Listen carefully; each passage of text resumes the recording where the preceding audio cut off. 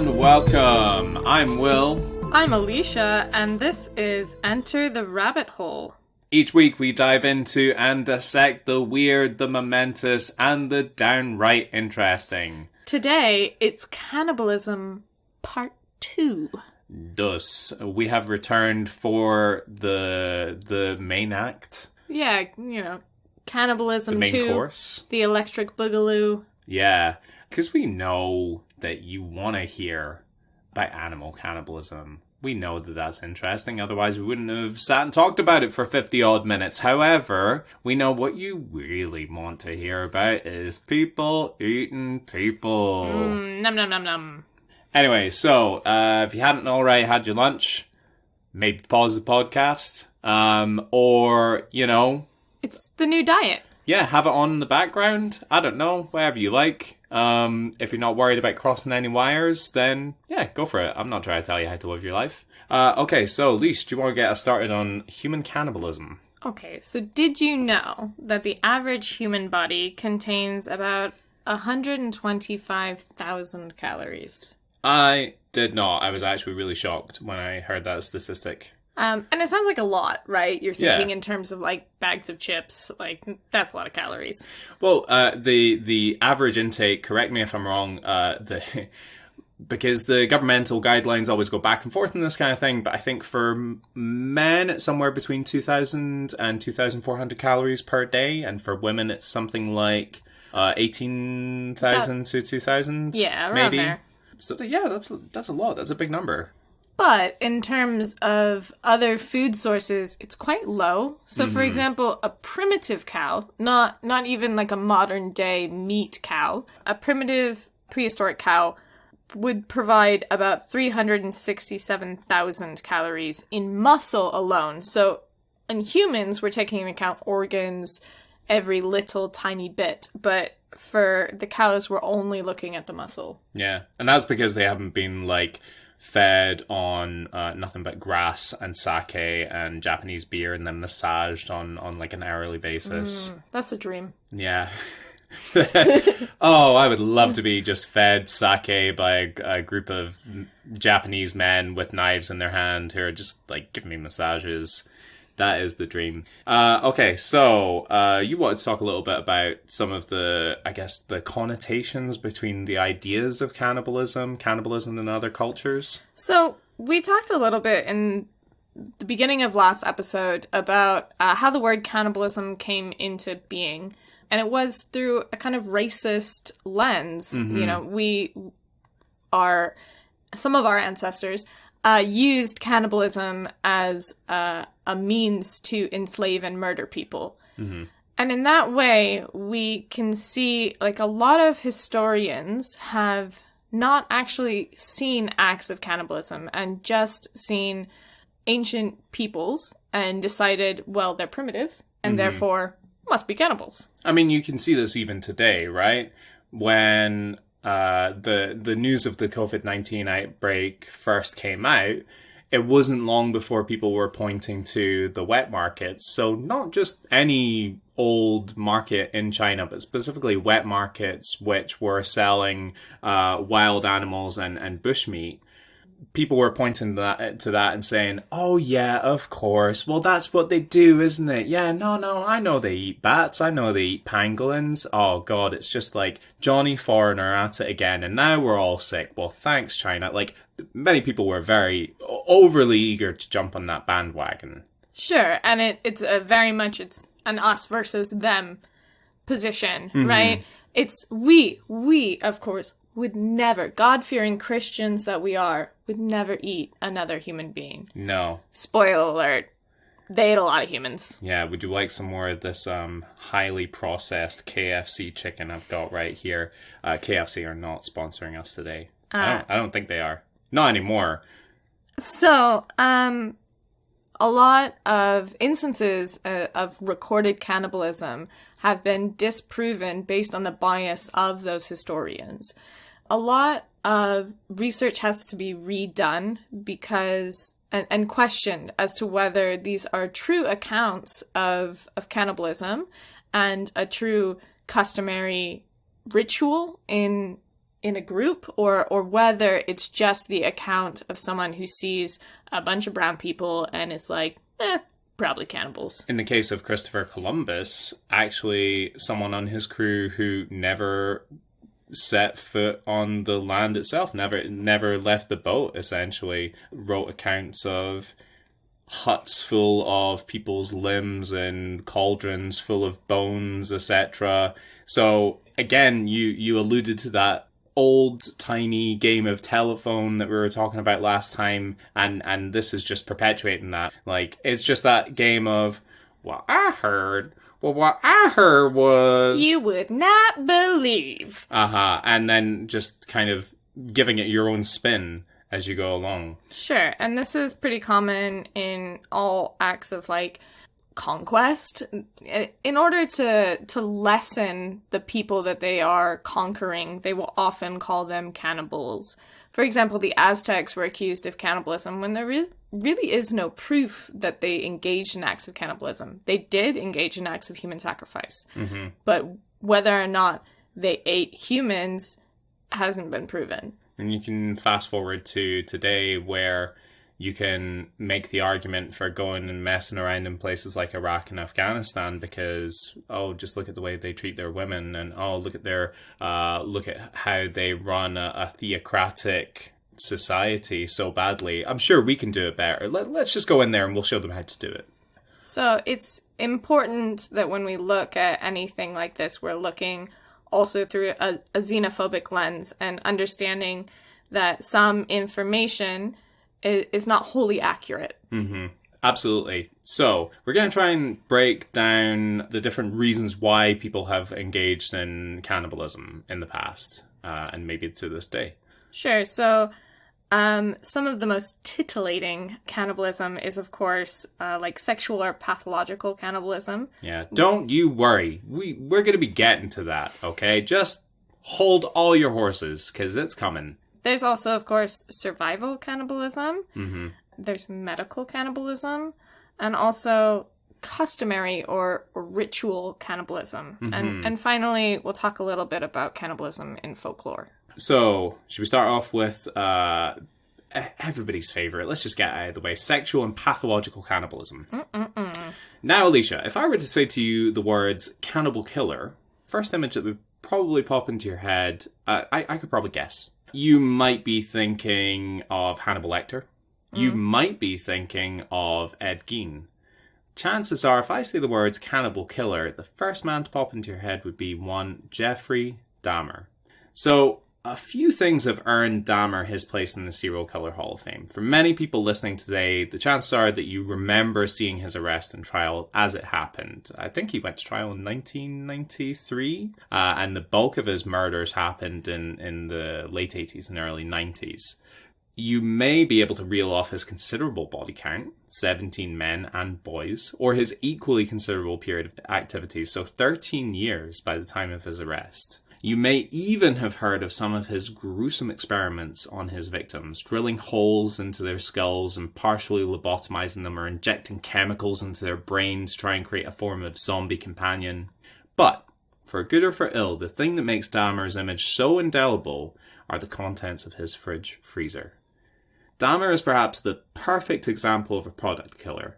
So, for those who aren't true crime aficionados like Alisha and I, basically, most serial killers can be divided into two categories, product and process. So a process killer gets his kicks out of the act of killing. You said his. Or her, sorry. I'm going to try and scrape by that, but okay. That was sexist of me. Yeah, the vast majority of serial killers are men, but let's not gatekeep here. Okay.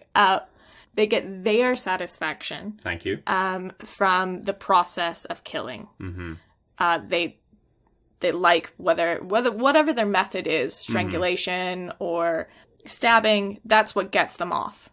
But a product killer doesn't really care for the act of killing itself. They simply want what they get after the killing, which is usually the body. Yeah, they want the body. So that pretty much describes Dahmer to a T. Both his methods and his testimonials indicate that he took no real pleasure in the murder itself.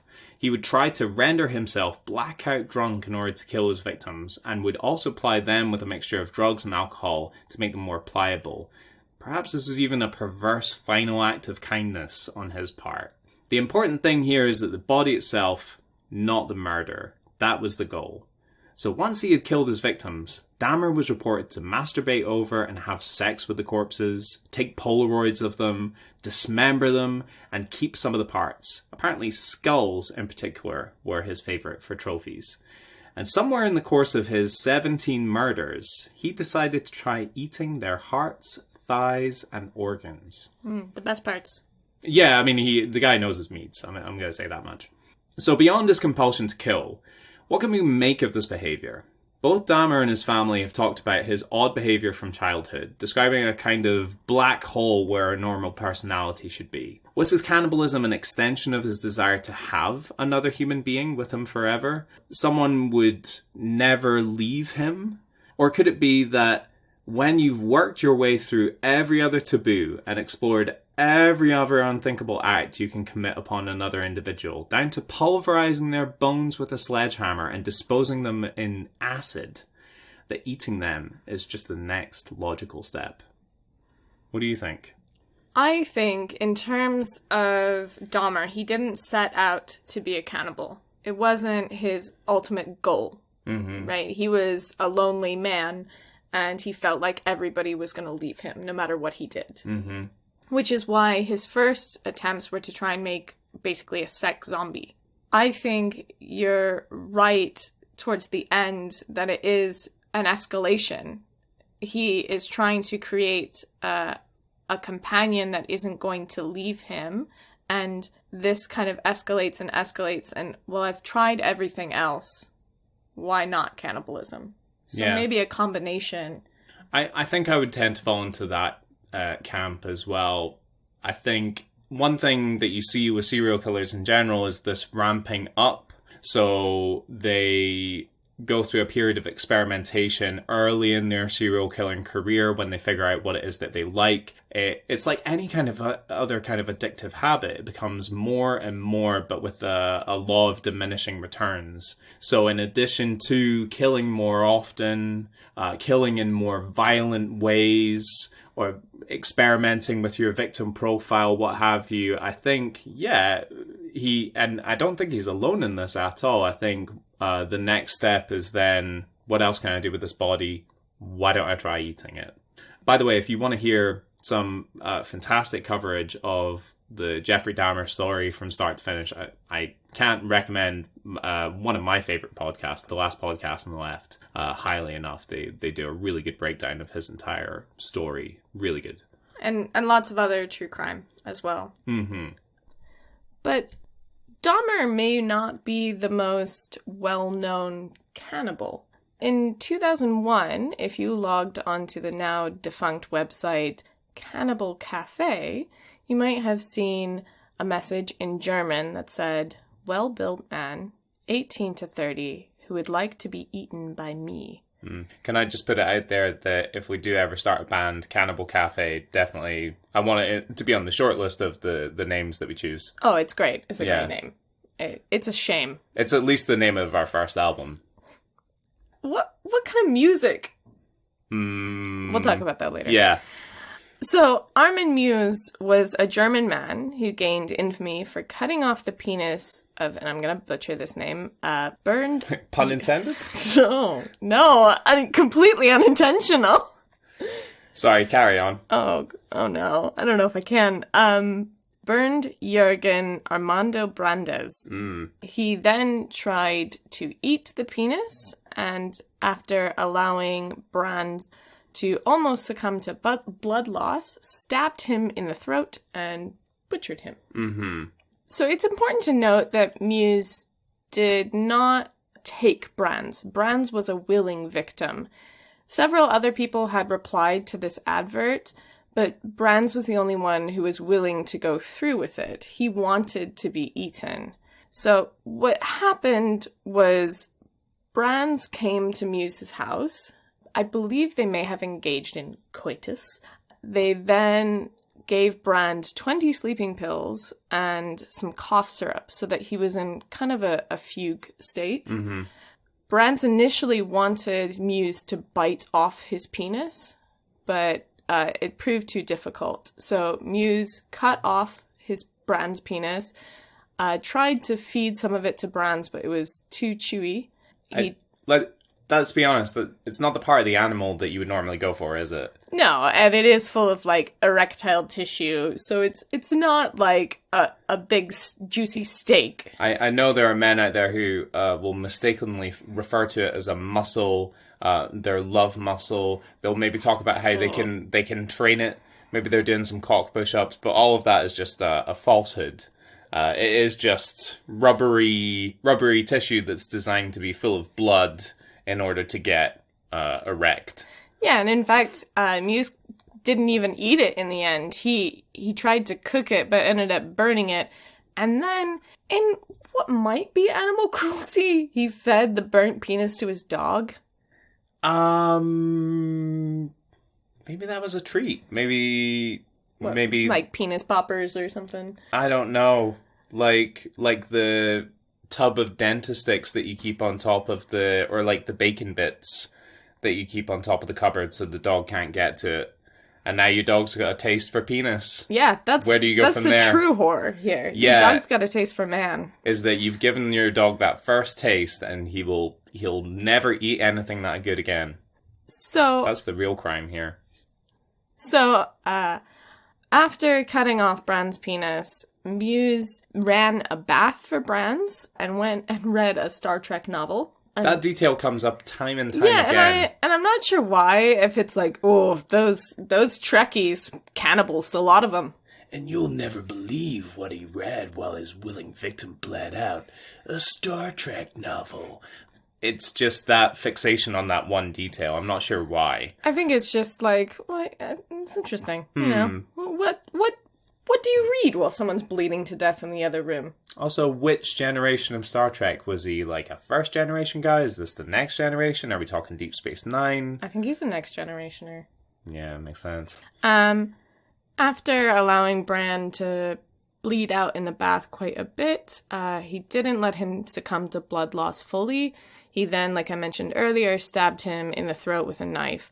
After he was dead, and before he stabbed him, supposedly he said a little prayer. So is that nice? Is that nice? Is that nice? He probably thought it was the nice thing to do. Probably. Yeah. So he then put the body on a butcher's hook. He dismembered Brand's body, put it in a freezer, and then consumed it over a period of 10 months. So there is a belief that Muse had a desire to consume a person so that he would no longer be lonely.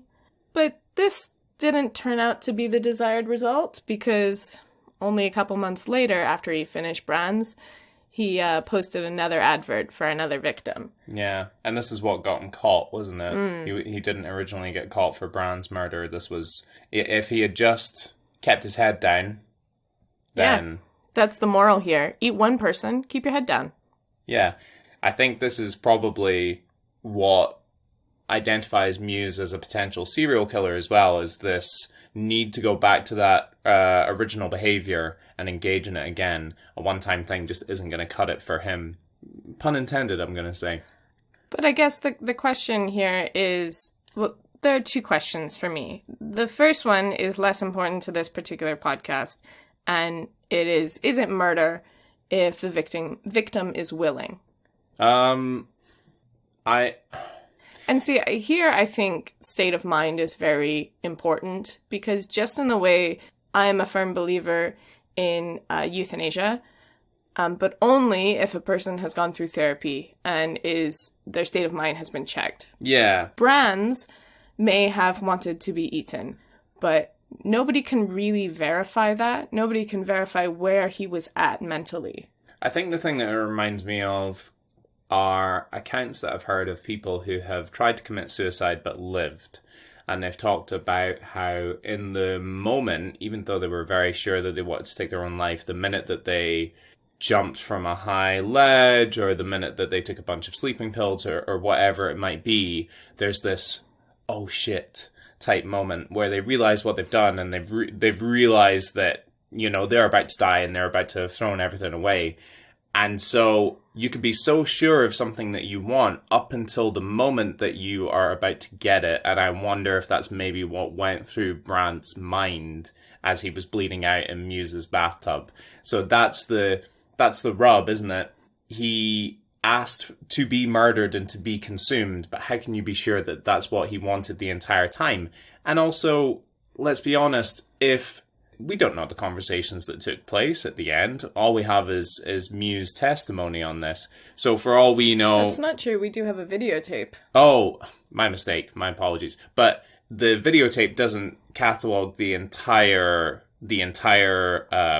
procedure, the entire event. Yeah, the entire event. So how do we know that at the end Brandt wasn't in the bathtub and he was like, please call the ambulance, and Muse is like, I can't hear you, I'm on chapter 29. Oh, it's really interesting. Oh, Worf, what did you do next? So yeah, how can we be sure? Because Muse isn't then going to presumably he's not going to be like, oh, my bad, let me call the ambulance and I'll tell them that you're bleeding out because I cut off your penis.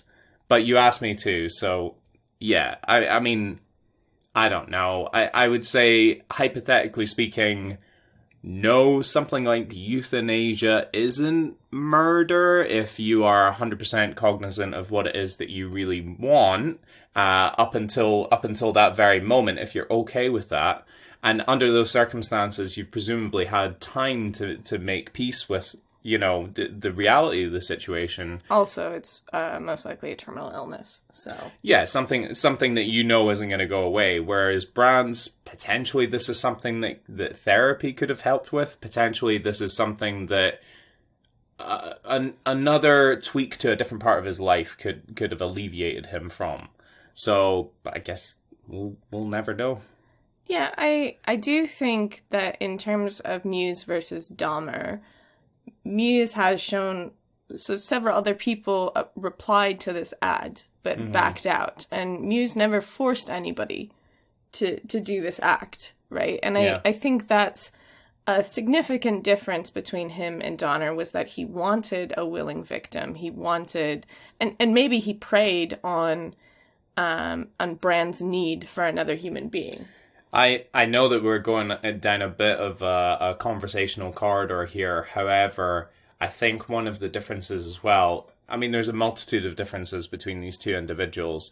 I think one of them is that Muse, his story takes place after the advent of widespread internet access. Or this was the beginning of the time when a lot of people were getting online, a lot of people were entering chat rooms and forums.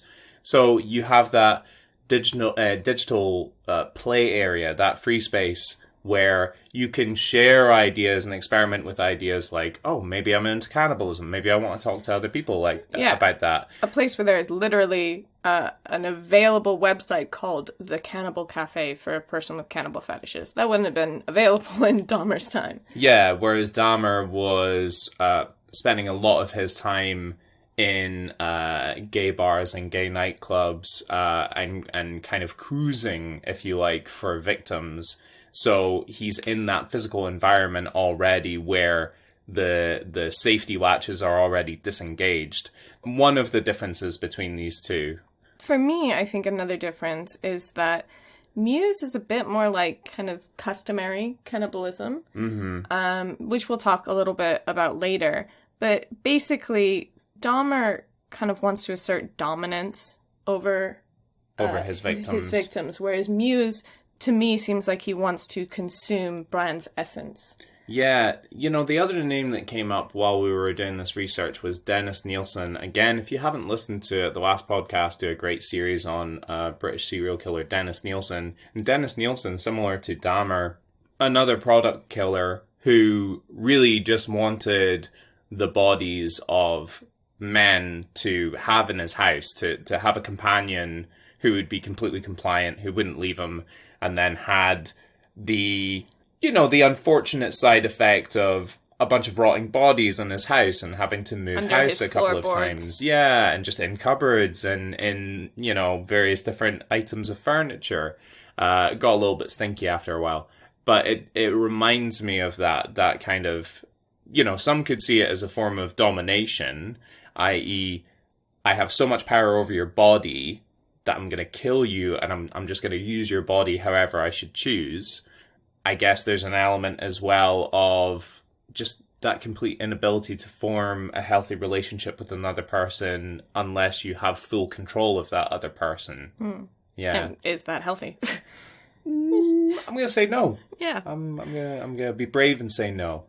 So I do want to touch on the need for both Dahmer and Muse to consume another person, because both of them were quite lonely men, and they felt like a way to fill this void in them was to literally consume someone to ease their loneliness.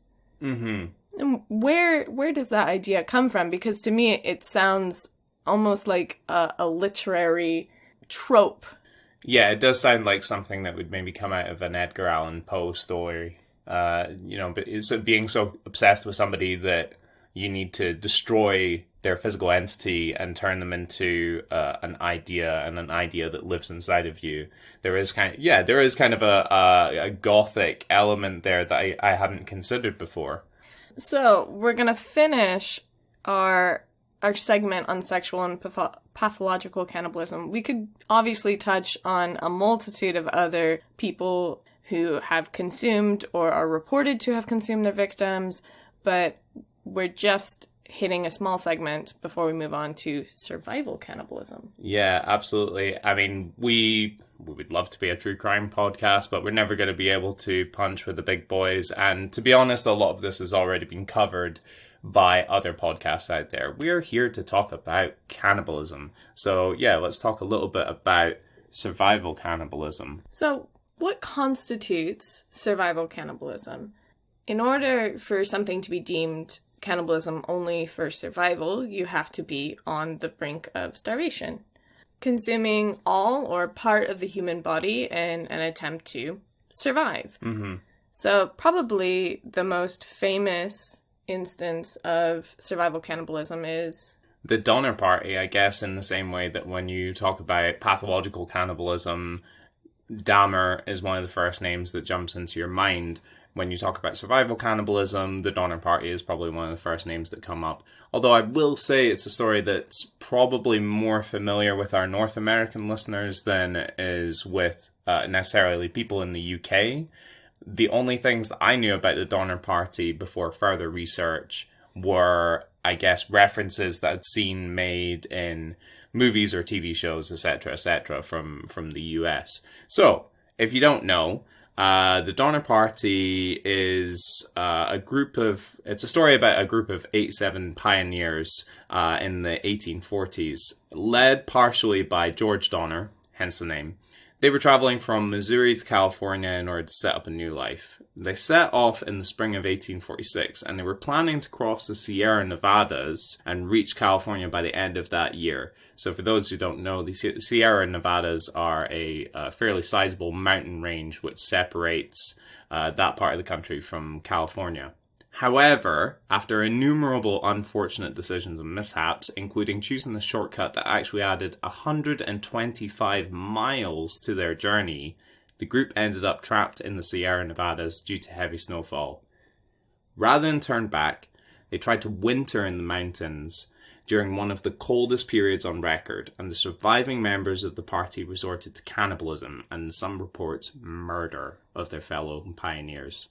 So I had heard of the Donner Party before because I'm from Washington State, and we learn a lot about ye old West and the Oregon Trail, and of course I played the Oregon Trail a lot growing up. But I never. So for those who don't know, what is the Oregon Trail? The game or the actual trail? What is both? The game is a 90s computer game. It's a little bit earlier than that, isn't it? It's like old, if you imagine like those old BBC or Acorn computers with like the black screen with just like a bunch of green pixely text over it, like 8-bit pixels. Yeah, but it also has some side-scrolling elements at times. It's just like a survival where you're on the Oregon Trail and inevitably you die of dysentery or a broken limb or a shooting accident. I've never once survived to the end of the Oregon Trail. I don't think anyone has completed the Oregon Trail. I think it's in that aspect, it's very true to life. Bottom line, kind of hard to be a pioneer. Sure, the real Oregon Trail is, of course, the path that the covered wagons took from the eastern part of the country, usually starting in like Missouri, to Oregon or California or Washington. Mm-hmm. And oftentimes these people were killed by a lack of supplies, they were engaging in conflicts with the native peoples, or they were just ill-prepared to do things like cross the mountains. Ironically, the Donner Party were beset by some of the native tribes in the area who were doing things like stealing their cattle from them, or they would shoot at them from the surrounding trees or the surrounding bushes. However, they actually enlisted the help of 2 native men who were trying to help guide them through the Sierra Nevadas. And ultimately, Luis and Salvador, I think, are the names. Ultimately, they ended up eating Luis and Salvador. In some reports, they murdered them and then ate them. So white people strike again. Just don't help white people, I guess, ever. If you see a white person, just run. So for me, the question is, why does this story stick in our minds? Why is this the name that comes to mind when we think of survival cannibalism? Perhaps it's because this isn't a story about a group of burly sailors who had chosen to get aboard and sail across the ocean. This is a story about families, including women and children, who tried to make this incredible journey cross-country, all in an effort to try and find a better life. Perhaps when we look at the Donner Party, it's all too easy to transpose ourselves, our families, our loved ones, into that snow-covered log shelter where they would make their life or death choices that would leave their mark on history. What do you think? I think it's quite terrifying to think of eating someone in general, to have to resort to that. But the idea that you would have to eat your own family members in order to survive, and especially if they did have to resort to murder of their family members. But in some cases, it's just that their family members have died of exposure, and now you have to decide, do I succumb to exposure, or do I eat my own father?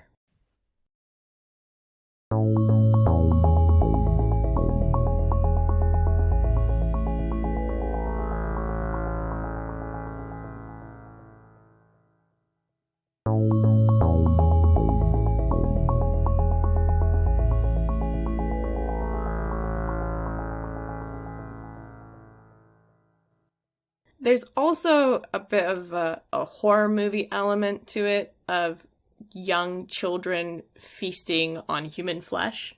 Once you get into the details of the story, unusually, so Bill Schutt mentions this in his book, a lot of the people who would eventually succumb to exposure or otherwise perish in the Donner Party tended to be the single male teamsters. So these were the men who were hired to, for example, wrangle the cattle, set up the wagons, lead the trail. Otherwise, they were doing a lot of the heavy lifting, but they didn't themselves have families who were members of the Donner Party.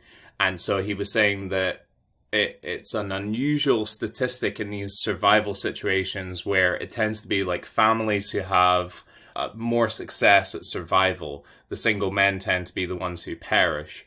However, in cases of survival in extreme situations, it tends to be the very old and the very young that succumb first. And in the Donner Party, you see a lot of stories of the children surviving, but only because they've resorted to cannibalism.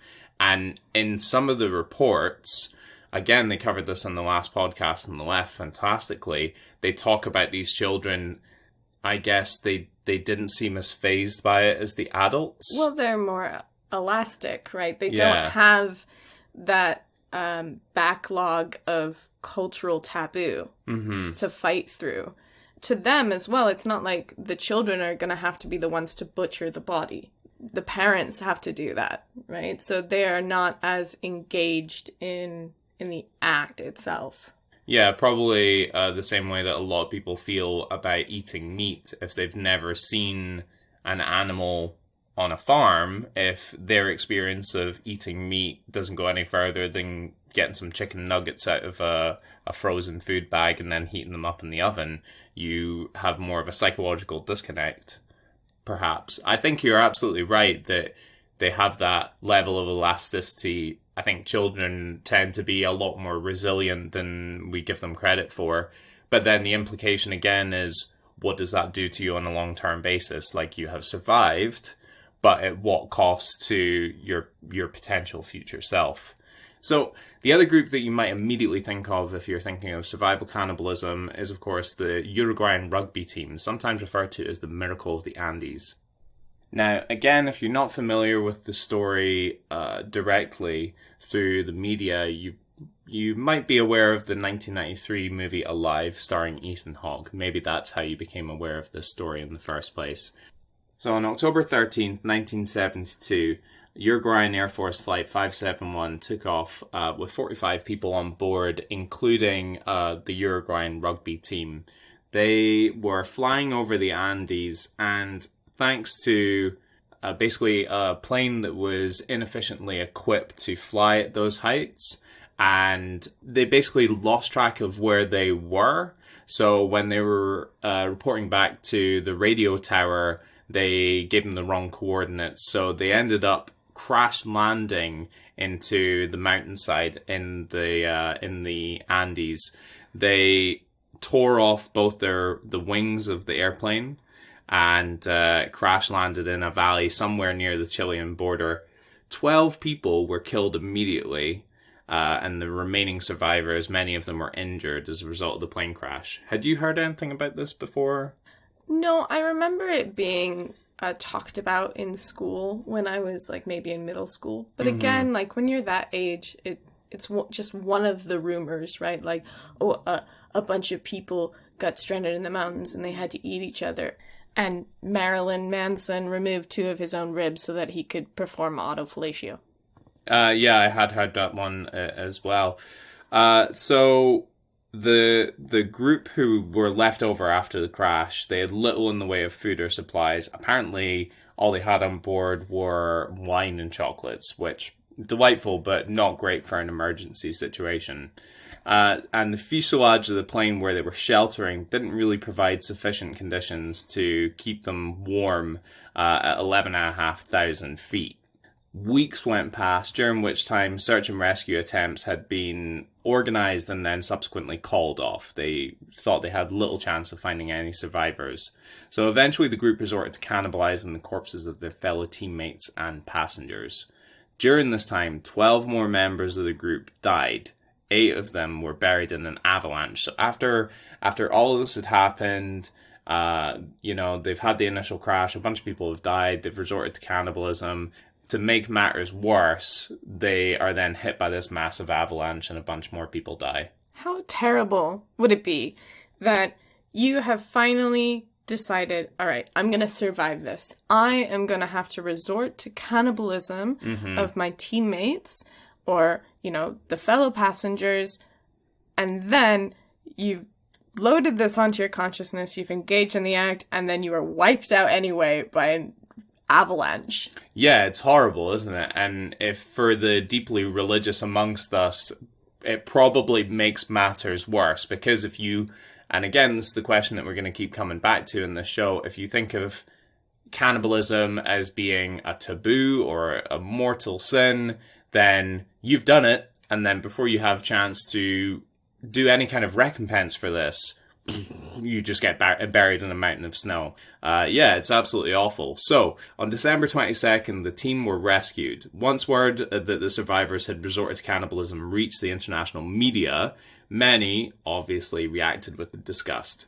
Some of the survivors said that when they ate the bodies of their dead compatriots, they envisioned Jesus Christ's words at the Last Supper, his blood and body being provided as a gift for all of mankind. Years later, however, these same survivors would admit that actually this was some clever PR spin to help save them from public condemnation. You can kind of see it, right? Sure. I mean, if the only way to survive is to eat the corpses of your teammates and you get back and you're like, oh, finally, like, Dios mío, we survived. And then everybody's like, but at what cost? You know, you should have died on the mountains. Yeah. Of course, you're going to try and save yourself in any way that you can, you know, and in both ways, up in the mountains and when you're back down facing all these cameras. I think as well, it is a very clever move on their part if you are being condemned by a lot of your fellow countrymen, potentially because of their deeply held Catholic beliefs, and them mistakenly thinking that it's somewhere rooted in their belief system that cannibalism is an out-and-out no-no. Why wouldn't you then flip it on its head and say, no, actually, yeah, we were trying to do what Jesus was doing. We were thinking of Jesus the entire time. And also kind of being like, and also every time you go to church, you engage in cannibalism. Yeah. I also think it's a little bit like cheating on your partner and being like, no, baby, you don't understand. I was thinking of you the whole time. I was plowing into her, but I was putting your face over it. Yeah, I was like chowing into him, but I was thinking of Jesus the whole time. Wait, that doesn't make it better. No, not at all. My name's not Jesus. It's Jesus. Anyway, so do we have some other examples of survival cannibalism? So this one might be more surprising to some people. In 1958, after the successful communist revolution in China, Mao started the Great Leap Forward. This was an attempt to increase production and to consolidate the power of the Communist Party. In an attempt to up crop yields, they stopped following genetic practices in terms of farming practices, and instead started following a Russian model. So like a Russian model called like Svetlana or Iyanka. Yeah. She's been in a bunch of magazines. Yeah, and she developed this idea where, obviously not her, developed an idea where grain and plants grow based on desire, and evolution happens based on the desire of a plant or an organism to change, which is obviously not the truth. No, it's science that has... So here we enter the realm of magical thinking. It's science that is acceptable as long as it is in line with a certain ideology. So it's very famous in Stalin's Russia. Stalin would purge thinkers who had ideas which did not conform with communist ideology. So you could look at this idea of genetics and say, well, the lazy plants who don't get with the program, with the overall agricultural system, those plants are culled because they are weak, and the remaining plants are strong. Sure. The issue here is a lot of the city folk were sent into the country in order to boost farmers' numbers. But of course, these people didn't know how to farm, and the farmers were being told that all they had to do was will the grain to grow. Yeah, it would have made a fantastic reality TV show because they obviously show up wearing like their designer jeans and like their fresh cut like button-down shirts and everything, and they're like, you know, which way to the Starbucks, and then, you know, you've got all the farmers who, you know, just immediately like throw plows at them. Yeah, and in actuality what it led to was widespread famine. Yes. So there wasn't any war, there was no blight on the grain, no floods or drought. There was only Mao and the Great Leap Forward. What makes this story so brutal is that there's no reason for an upward of 30 million people to starve to death. It was the fault of the government and a constellation of power. Mao even said to distribute resources evenly will only ruin the Great Leap Forward. When there is not enough to eat, people starve to death. It's better to let half the people die so that others can eat their fill. Yeah, it's this notion that what are the lives of a few farmers or a few intellectuals against the rise of communist China? This is the project that we are embarking on. This is the thing that needs to happen. So if a few 20 million people die along the way, it's, chump change. Yeah, it's not a big deal. Yeah, no biggie. And of course, this being communist China, a lot of people aren't aware of the famine today. They're not aware that it happened, and they're certainly not aware of the cannibalistic ramifications of the famine. While researching for a book called Tombstone, author Yang Jisheng said that he had no idea, and this is a quote from him, "I didn't think it would be so serious and so brutal and so bloody. I didn't know that there were thousands of cases of cannibalism. I didn't know about farmers who were beaten to death. People died in the family and they didn't bury the person because they could still collect their food rations. They kept the bodies in bed and covered them up, and the corpses were eaten by mice. People ate corpses and fought for the bodies. In Gansu, they killed outsiders. People told me strangers passed through and they killed and ate them, and they ate their own children. Terrible. Too terrible." I think it is super important that people living in China nowadays get themselves onto a VPN and get access to information like this, or like the events of Tiananmen Square, or like even the events of the past 2 years in Hong Kong. That being said, before I start wagging my finger too much, if you, like me, are a UK citizen, or you take a couple of minutes to Google search, I don't know, what the British Empire did in India when they decided to build some railways. Or, here's a fun little Google trip. Why not look up Britain first concentration camps?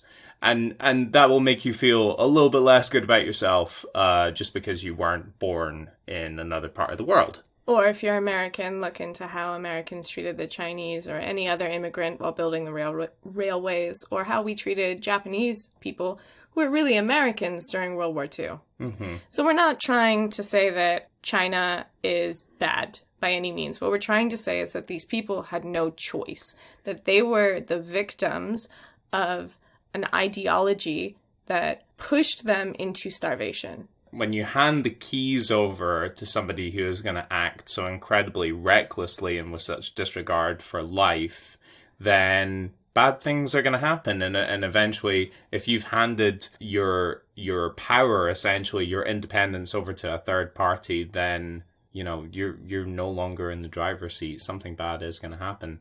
I think what makes this so sad to me is, one, these people had no choice, and from some reports that I can see, they traded their children with neighbors so that they wouldn't have to eat their own children to survive. Mm-hmm. So they would eat their neighbor's child instead.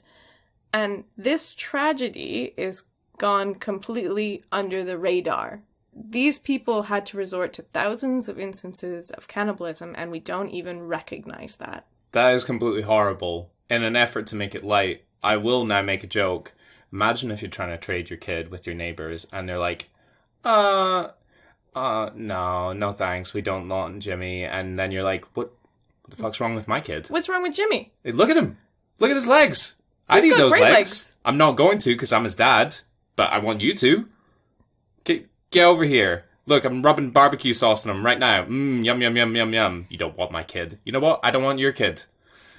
You're not invited to barbecue anymore. I do still want your kid, though. I do want to eat your kid. Please, we are starving to death. So, let's talk about another horrible period in history, because why not? What did you know about Jamestown and the Jamestown colonies? I know that Jamestown was a group of colonists who came over and they had no idea of how to farm, how to survive in early America. Yeah. And that they enlisted the help of native people who they also went back on promises to and subsequently massacred. Shocking. I know. Shocking. Who would have thought that America did that? They tried to settle in super swampy areas, which were absolutely ridden with mosquitoes. And, I mean, think about it. It's like trying to go, in some senses, it's like trying to go to another planet and set up shop there. There's only so many things that you can plan for ahead of time. And so that's exactly what happened with the Jamestown colonists. So anyone who grew up in the 1980s and 1990s, especially in the UK, will be very familiar with images of starving children in Ethiopia. One incident of mass starvation that might be less familiar was the one that faced the first settlers in Virginia's Jamestown colony. During the winter of 1609, the residents of Jamestown endured what is now referred to as the starving times, which would claim around 80% of the original inhabitants. If you are living through the starving times, nobody has ever decreed that a certain period of time is known as the starving times because it was like a good time. You know, Sure, you're really getting into those genes. You're going to make your summer bod. It's the starving times. Exactly. It's the starving times, and I'm here to tell you about our new diet plan. It's so super easy. You just don't eat, or maybe you eventually eat your shoes. Drought, conflict with neighboring tribes, and a supply ship that showed up short of the necessary supplies that they would need in order to survive made life in the fledgling colony incredibly difficult. And what was worse was that much of the food which had arrived on the first 6 ships were spoiled and rendered inedible. All of this culminated in a really desperate situation. There are many written accounts of the colonists resorting to eating cats, dogs, horses, and then eventually each other. However, it's only recently that archaeologists have uncovered actual physical and visceral evidence to back up these reports. So up until now, we had some written reports which outlined the cannibalism that took place during the starving times in Jamestown. It's only very recently that we've found physical evidence to back up these assertions. Had you heard anything about people eating each other in Jamestown? No, I think the only thing we're really taught in America is that the native people took pity on us and gave us the first Thanksgiving. Yeah, and so in order to celebrate that, you make little turkeys that are the shape of your hand. Yeah, and then we relegate people to terrible reservations. Yep. Happy Thanksgiving, everyone! Yay!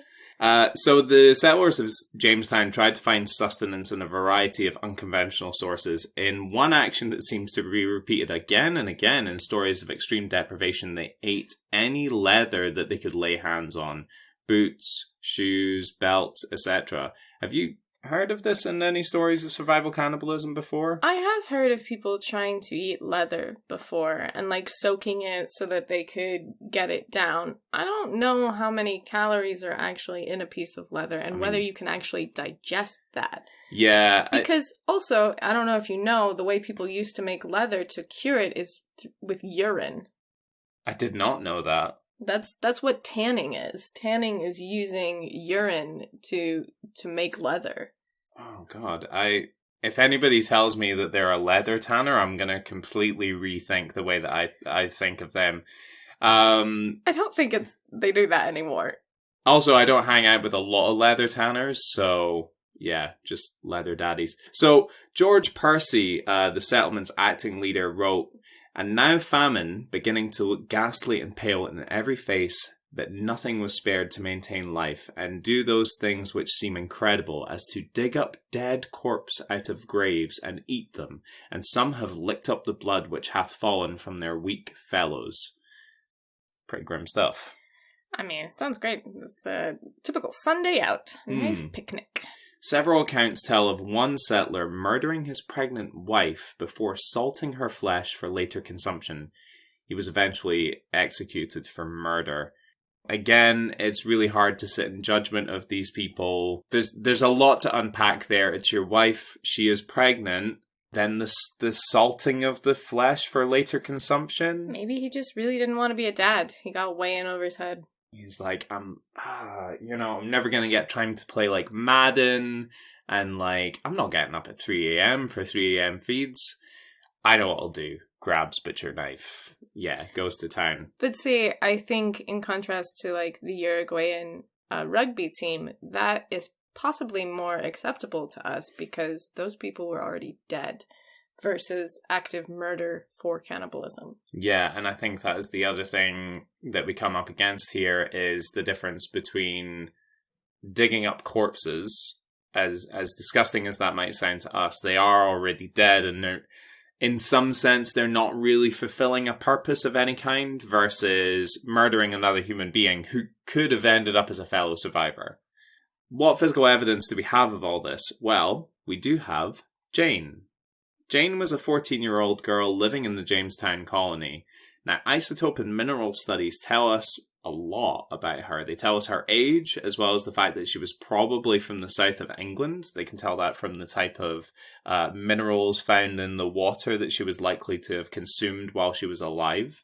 They can also tell us that she was either born into or working for a well-off family. She seems to have been raised on a very nutritious diet. Her remains were found in what is thought to be a trash deposit scattered amongst other refuse. The markings on her skeleton help us understand what she was doing there. 4 closely spaced chop marks on her forehead indicate failed attempts to crack her skull open posthumously. And we can guess that this was posthumously because if she had still been alive, if this was the mark of how she was murdered, then they would have been wider spaced, a lot more haphazard, but this indicates that she was lying still while they were trying to crack her head open. A crack in the back of her skull is thought to have been made by an axe or another weighted instrument. Many think the markings match those of cleavers that were also discovered at the site. There are many cuts, gouges, and saw marks on Jane's jaw, which indicate attempts to get to her tongue and throat tissue. Doug Owsley, head of physical anthropology for the Smithsonian National Museum of Natural History, was asked to examine Jane's body and concluded they were clearly interested in cheek meat, muscles of the face, tongue, and brain. Her hair was apparently left on her head. All of it, the sawing of the jaw, the reports that they were trying to get to her cheek meat, I think it's the fact that they left her hair on her skull. That's the thing that sits with me. I think it's because, I don't know, like if you died and I had no other food, and I had to eat your body, I'd probably make an effort to make you look as inhuman as possible. And I think seeing hair on somebody's head, it's one of the things that's like quintessentially human. I think it's the same reason why I wouldn't want to eat your eyeballs, as juicy as they look, now that I'm looking at you right now. You know, edges closer. It's just, again, that separation between the meat that you need to consume and the person that person was in life. So yeah, the detail about the hair does kind of sit with me a little bit. Okay, should we move off of survival cannibalism and talk a little bit about customary cannibalism? Sure. So survival cannibalism is when you have to engage in cannibalism in order to survive. Mm-hmm. Customary cannibalism is cannibalism either within your own kin group or outside of your kin group. Mm-hmm. So endocannibalism is within the consumer's kin group, and it's usually done to honor the dead or to gain an aspect of the person, like their wisdom. So many groups might engage in cannibalism posthumously in order to honor that person, and they might also want to say that person was very revered. They're a leader in your group, and so you're trying to gain their wisdom, so you eat their brain. Or maybe they were very glib, and so you eat their tongue in order to gain like their skill in speech. I wonder if you could ever become so comfortable with that you kind of joke about it, and while the person's still alive, they're like, "Oh, Johnny's a fast talker. I'm gonna eat your tongue someday. When you're dead and gone, I'm gonna eat your tongue. Oh, Susan, she is sexy Susan. I can't wait to eat her ass." Anyway, endocannibalism. Back to millennials. An example that comes up over and over again, if you are looking into cannibalism, like us, is the Foray people. The Foray people are from New Guinea, and they consumed their dead out of respect. So, sorry, we discussed this ahead of time. I feel like I should have a timer available because every resource that we've looked into in regards to cannibalism, specifically customary cannibalism, they always talk about the foray. So I wanted to give you like a 60-second time to talk about, to just like blast through the foray people as quickly as possible. So I mean, I'll do my best, I guess. I want to cue up some music for you. Are you ready? I am ready. Okay. Tell us about the 4A people in 3, 2, 1, go! The 4A people believed that consuming their dead was an act of respect. They did this by asking somebody before they died what they wanted to be done with their body. A problem with this is that a disease began to spread in the 4A people called kuru. Kuru made people laugh uncontrollably. They had shakes, muscle jerks, and an inability to swallow, and eventually death. This kuru was a disease like mad cow disease, where the cerebellum, keep going. I'm out of time, is full of holes and is caused by consuming neurological tissue. So they eventually die from this disease. So kuru is caused by eating the brain of an infected person with kuru. Done. Beautiful. All right. Yeah, that was less than 45 seconds. Okay, let's do it again. See if you can go faster. Oh, I don't want to do that. This the thing that really got to me is when they describe this disease as the laughing disease. Can you imagine dying of something that's called the laughing disease? So what they said is that they would look into the hut. They would hear laughter, and this disease is already well known. So they would look into the hut of somebody who is laughing, and they would see them on the ground, on their sleeping, like in their bed, and just like their face completely blank, just laughing. Mm-hmm. And it was terrifying because they obviously had no control. And they have no control because their brain is full of holes from prions, which we talked about before in last episode, which are the folded proteins. So when they see them on the floor of the hut just laughing uncontrollably, they're like, oh, he's just rewatched The Office again. I thought he was going to do something productive today, but instead he's just been like binge watching Netflix. Absolutely. They did think that kuru was caused by sorcerers, so they thought it was a curse, basically, and that there was no cure because people were cursing them to basically decay. They would take, I'm not sure, I can't remember exactly if it was an object or part of like the person, like hair or something like that, and then bury it into the swamp. And as the bag of items decayed, so would the person decay. However, this was obviously proved false eventually. So anthropologists came into the region and had a hard time figuring out why these people were suffering from the disease, and eventually found out that they were cannibalistic, but they were, obviously this is an act of reverence for these people. It's not a desecration of the bodies to eat them. It's something that the dead wanted to be done to them. Which I can get in a certain sense. Is it all that different from, well, your gran specifically requested that when she passes on, she wants to be cremated and she wants the urn put up in the mantelpiece? Or your dad's got like his cemetery, his plot in the cemetery picked out. Like my parents have their plots picked out, and I'm pretty sure they have their headstones picked out, which is, some would say, very morbid, but that's just their way of leaving a part of themselves and living on in the lives of their descendants, right? Yeah. My own grandmother, before she passed, told my mother that she wanted the children to put her ashes on the mantelpiece and ask her questions so that she would still feel a part of the family. I don't know. I feel like that's kind of leaving the door open for like spooky hauntings. Maybe, or just like completely misusing your image after you've gone. And it's like, what's that, Grandma? You want me to kill the whole family? Oh, I don't think it. Oh, do it now?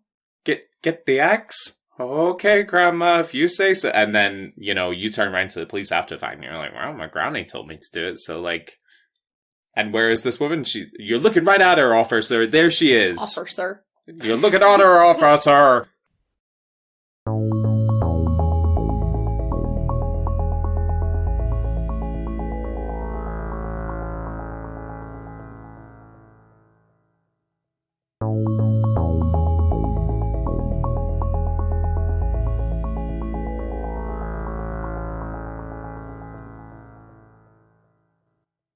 Okay. So I think it's wrong to look at these acts of cannibalism and say, oh, well, they're primitive people, and therefore, of course, they're cannibals. I think it's better to look and see, well, this is a funerary custom and a funerary rite here, and it is a way to honor the dead.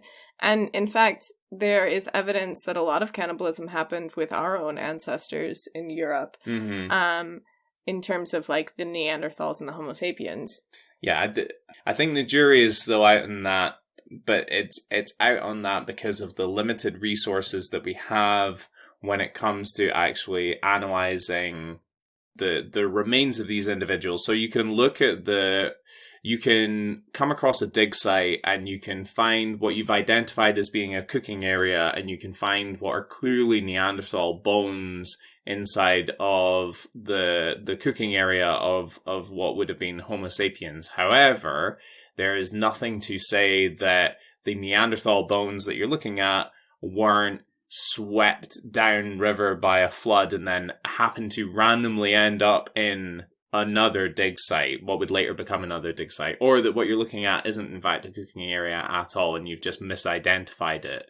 So yeah, I think there's evidence for and against, but if we're working backwards off the idea that essentially humans are humans wherever you go and people are the same wherever you go and people have always been the same, if people are currently engaging in cannibalism or have engaged in cannibalism in the recorded past, then yeah, chances are that our early ancestors did too.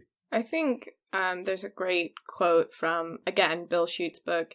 At the beginning of the chapter that talks about the 4A people, there is, I can't remember his name, but he basically says that he's talking to the 4A people and says, well, you shouldn't engage in cannibalism. You mustn't do this. And they asked him, well, why not? And he said, I couldn't think of a reason. I couldn't think of why it was wrong. And my only answer could be, well, you just mustn't.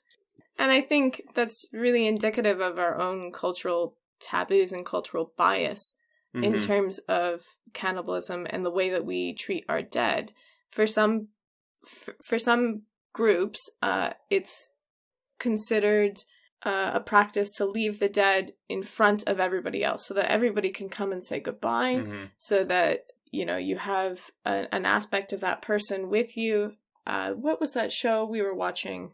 Dark Tourist. Yeah, where he travels to, I believe he was in the forest of Myanmar, and they have a practice where if somebody is particularly revered in their group, they will mummify their remains, and they will they will periodically bring the remains out and display, and people will come and bring offerings to the mummified person. So they have almost like an extended. It only goes on for a certain period of time. Sure, they keep the remains for a year before they bury him, and even after they bury him or her, they still, like, they go back to the grave, take the person out, clean them, and wrap them again.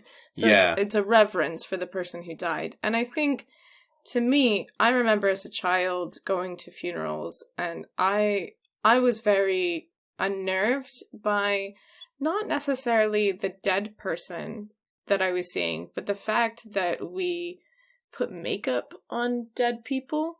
If you were to sit and describe the process of modern funerals to many people, if they had never been to a funeral before and you were describing it in the abstract, it would sound just incredibly macabre and it would sound incredibly strange. I think it's the thing about death. It's so incredibly final. There are so many more questions than there are answers. And if it's the death of a loved one especially, it's really hard to come to terms with in your own terms. I think some of the things that we then resort to are customary practices, the practices of our families or our communities or our particular religion or our particular country, because it then becomes almost like a default setting for dealing with something that is out of the ordinary for you. But it's just another way to tackle a problem that none of us, or at the very least, very few of us, have a healthy way of dealing with. there's no one-size-fits-all answer here. So maybe it is burying your granny in a plot of land a couple of miles away from your house, or maybe it is mummifying your granny and keeping her in the upstairs attic so that you can go and ask her questions and stuff over the course of the year and then like have a big feast. Who knows? I certainly don't. I do like the big feast part, though. That'd be quite nice. You just like food. Yeah. Even after this, I do. Certainly. So that is an example of endocannibalism within a group. But there's also, of course, customary exocannibalism, which is outside of your kin group. And often this is based in hatred, rage, disdain, and humiliation. So an example of this would be the Myanmar people from Papua New Guinea. In this time period, we're probably talking about pre-1960s. So I'm not sure entirely when... So it's before plastic furniture. Sure. And it's before... so we're definitely talking before bell bottoms. Women aren't currently getting out in the workforce. They're in the kitchen. And it's before the Beatles. So it's basically before written history. So anyway, this group of people, there were several different villages. There were some people who lived in the mountains, some people who lived down in the valley. They would conduct raids on the other villages. And after killing their enemies, they would chop off the heads and take out the entrails and then carry the bodies back with them and then eat them. They would also take a lot of the women, I think, as slaves or potential partners. Mm-hmm. And when asked why they ate the dead, they said the other tribe was, quote-unquote, good meat, and asked why they would leave the bodies of their enemies that they had gone through so much trouble to kill.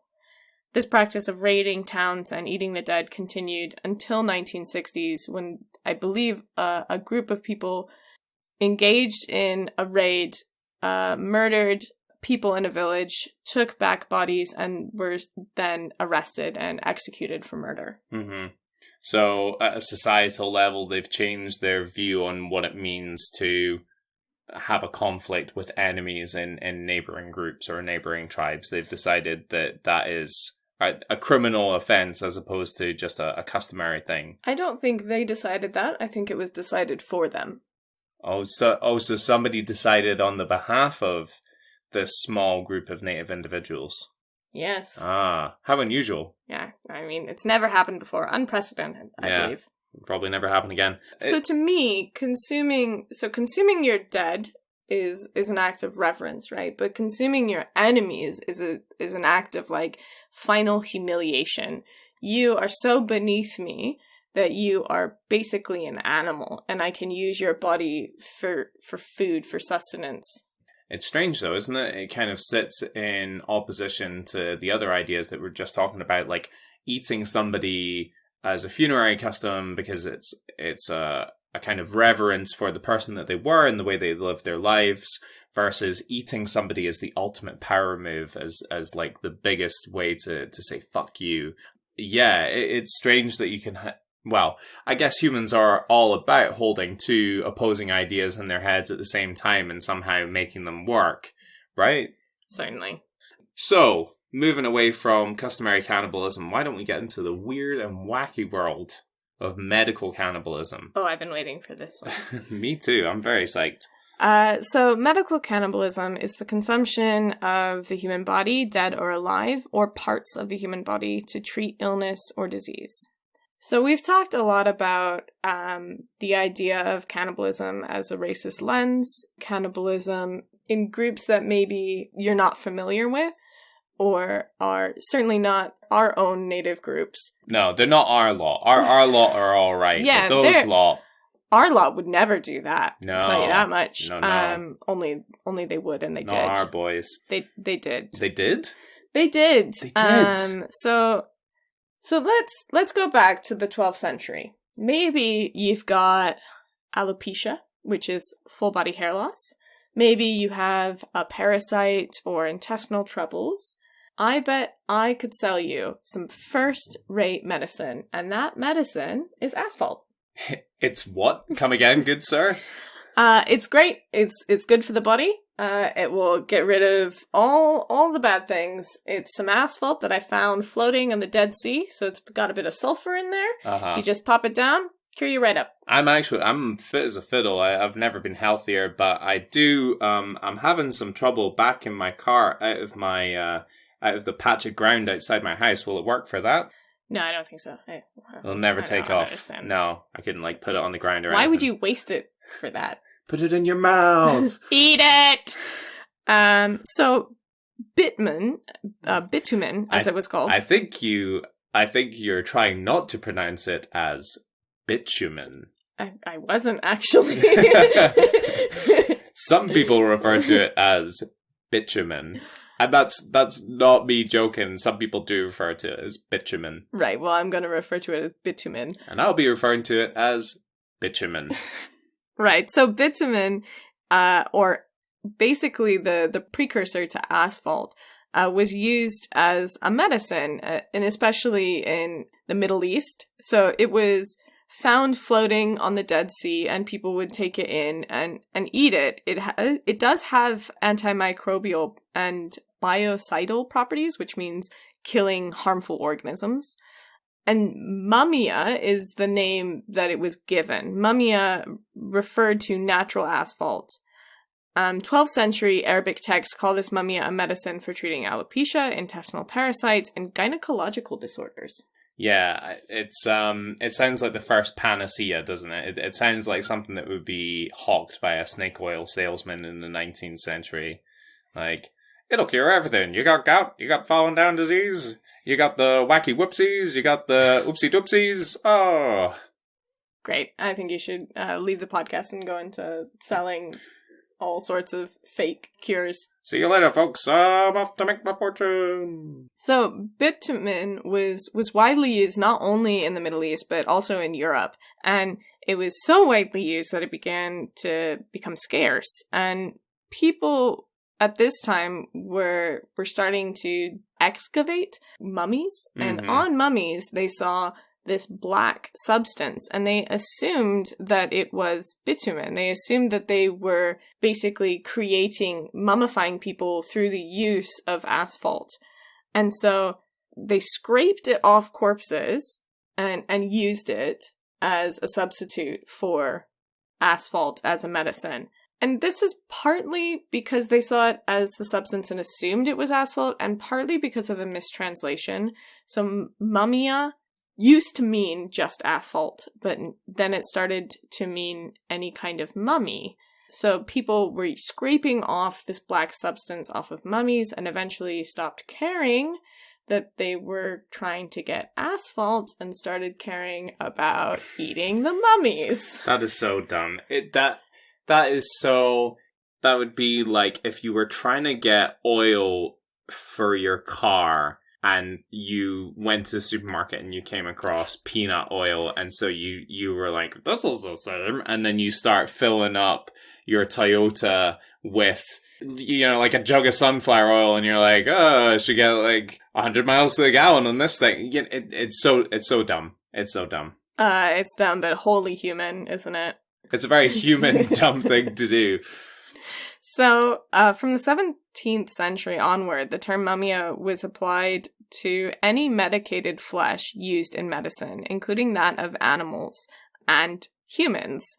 The trade became amplified with an enormous variety of fake substitutes as well. So, what people used to do was go to Egypt, and Egypt specifically, to excavate mummies. They would then import these mummies into Europe and sell either the whole mummy or powdered parts of the mummy. So you could either buy a hand or a foot of a mummy, or you could buy mummy powder. You could also buy topical salves of powdered mummy. So here were the choices for how to use mummy. Mm-hmm. You could either take powdered mummy and tip it into a drink and guzzle it down. Or delicious. You could apply it topically from either like a salve or a cloth that had been covered in remains of a human being. Mummy goo. Yeah. Mummy goo goo. How, if you had to do it, let's say that you've got the whoopsie doopsies, you got the fallen down disease, and somebody's come to you and they've said, you've got a terminal case of the whoopsie doopsies, which is a really horrible way to go, because first you whoopsie, then you doopsie, and just when you think you're done with doopsying, there's one final whoopsie, and then you're done. So you've got the whoopsie doopsies, and somebody comes to you and they're like, I know what's good for what ails you. He's back again. You need some mumia. What would you prefer? Rubbing the mummy goo on yourself or turning it into a shake and drinking it? Would you sniff it as a powder? Would that? I think, personally, I'd go for topical, because whoopsie doopsie, that's how you treat the whoopsie doopsies. Well, it's a skin disease. Yeah. Yeah. Obviously. And also because at this time, using human fat as a topical treatment was not unheard of. It was quite common, actually. Given that a lot of soap used to be made from rendered human fat, makes a lot of sense. So there were a lot of cases of cannibalism in Europe at this time, right? In terms of what people would maybe not term as cannibalism, I guess. They would not see a mummy as a human being, and therefore, how could this possibly be cannibalism? Yes, this is where we enter the world of Europe. I would never! Yeah, some severe European hypocrisy and this notion of, no, darling, what we do, it's not cannibalism, you don't understand. It's simply for health. Yes, it's for your humours. Well, I'm not some savage. I'm not gorging on brains. Am I primitive? Certainly not. No, now pass me that hand so I can rub it on me and get rid of my whoopsie-doopsies. So, by the 18th century, mummia was sold in all pharmacies, basically, across Europe. It was even sold, there were some versions called Mummia Vera Egyptica. Fancy. Yeah. Which basically refers to, quote-unquote, real Egyptian mummies. Because mummia started to get so widely used, it became hard to acquire. The Egyptian government started to ban people excavating tombs in order to export mummies. And so people are having a hard time getting a hold of mummies, right? So then, of course, a lucrative black market popped up where substitutes started showing up. So a lot of times these were dried cadavers of slaves. So not what people wanted were, of course, like what they thought was royalty. Egyptian kings. Like, that's gotta be the tagline, right? Live like a king, eat a king. Yeah. Sure. And that's where Burger King came from. Ironically, the mummies that they were consuming were not kings. They would have been probably... If you tell me that they were Jews, I will lose my mind. They were not. But they would have been probably middle class to upper class citizens of Egypt. And because at this time, during that time period, mummification became a popular burial rite. Mm-hmm. And those were the easiest tombs to find because, of course, kings were buried very secretively.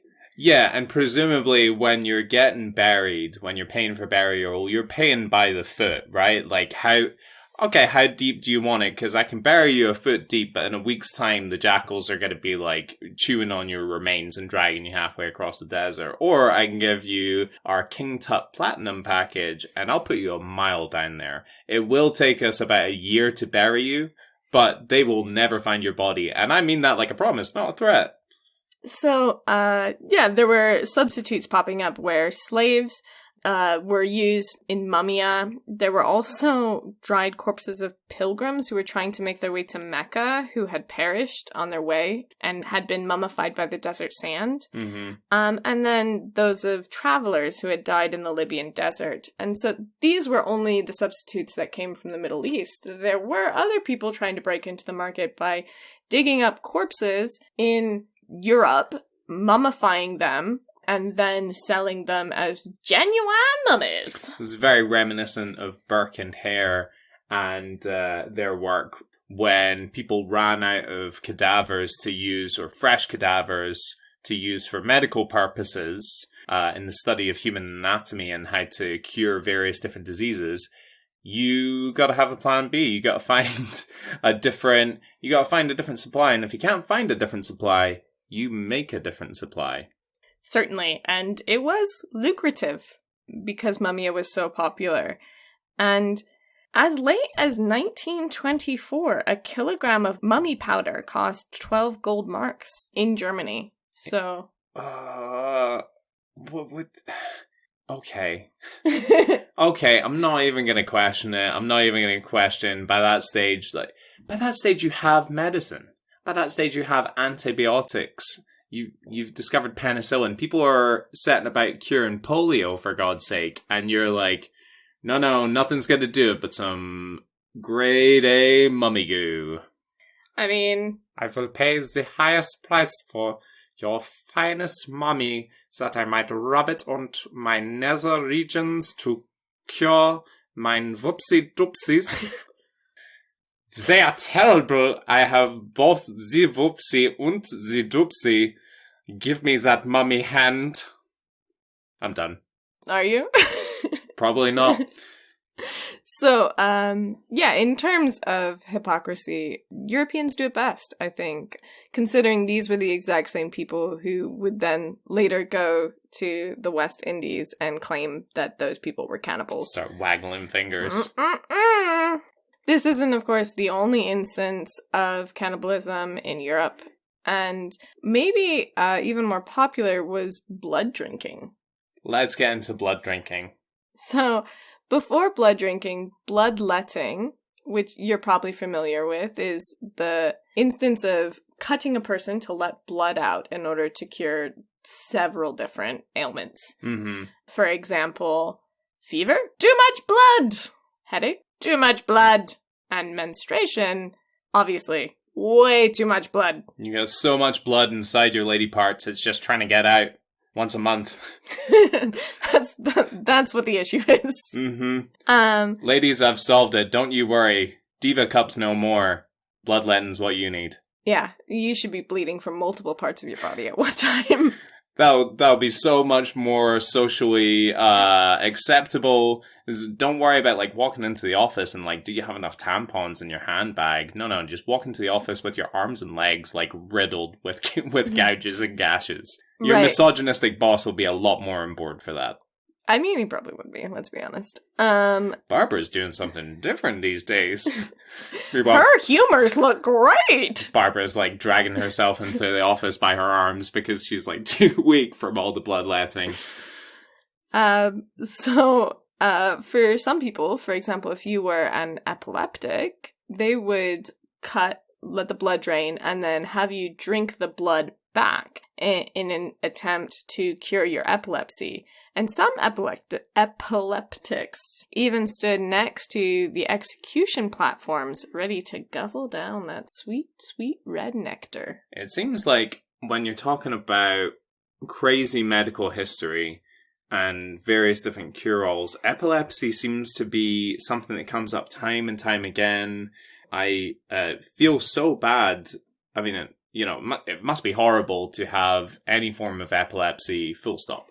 But you really have to feel for people living several hundred years ago if they had epilepsy. And if people weren't immediately oh, he's got a demon that lives inside of him. Kill him! This man needs an exorcism.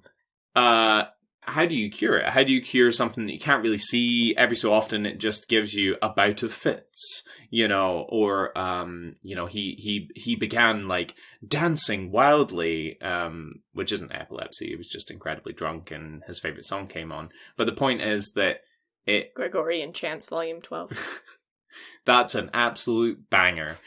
The point is, how do you even set about curing something that seems to have no cause, seems to have no forewarning, and it's something that you can't see on a surface level? Well, you give him blood to drink. Oh, yeah, obviously. Well, that was going to be my next suggestion. So there was a 16th century German-Swiss physician named Paracelsus? Paracelsus. That's what I'm going to go with. Not parsley? Don't care if I'm wrong. It's Paracelsus. Parsley to his friends. He believed that blood was good for what ails you.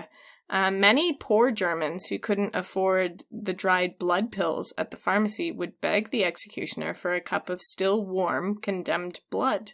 A last known attempt was made in Germany to swallow blood at the scaffold in 1908. Why does it always get back to Germany when we talk about these things?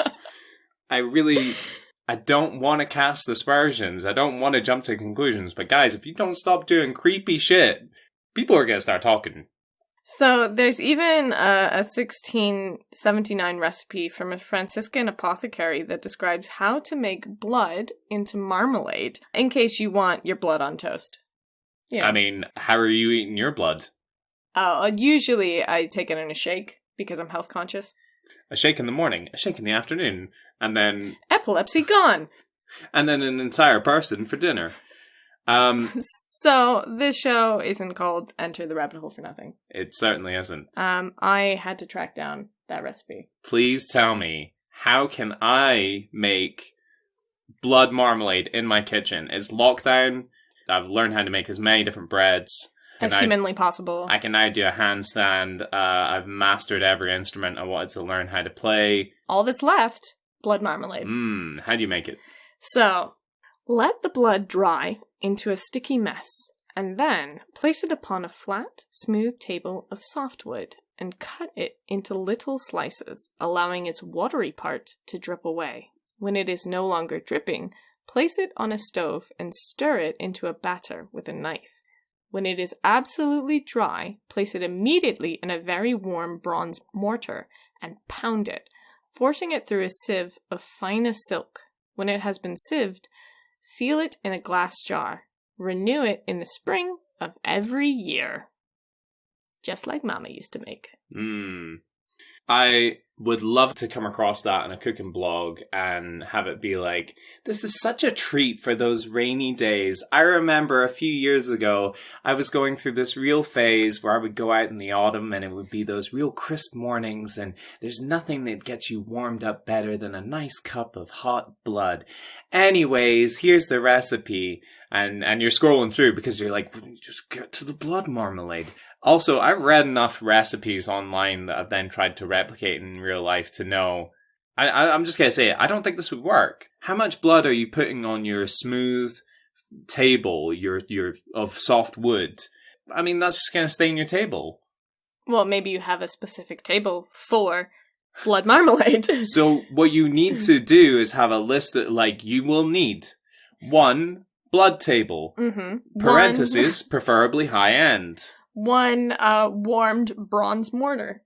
Yeah, well, my mortar is like nickel at best, so... Ooh, I don't know. I mean, you could probably substitute a nickel mortar. Will it be the same in the end? Maybe not, but... This is like when somebody gets it into their head, like, oh, I'm going to make kombucha. Kombucha's going to be my new thing. It's probably dead easy to make. It's just a bunch of stuff fizzing away in a bottle. And then you're like, oh, startup costs of making kombucha. Like, this is way, but you're already in over your head. You've told all your friends that they're going to get fresh kombucha next month. So you're like, I guess I'm going to buy like another kombucha kit off of Amazon.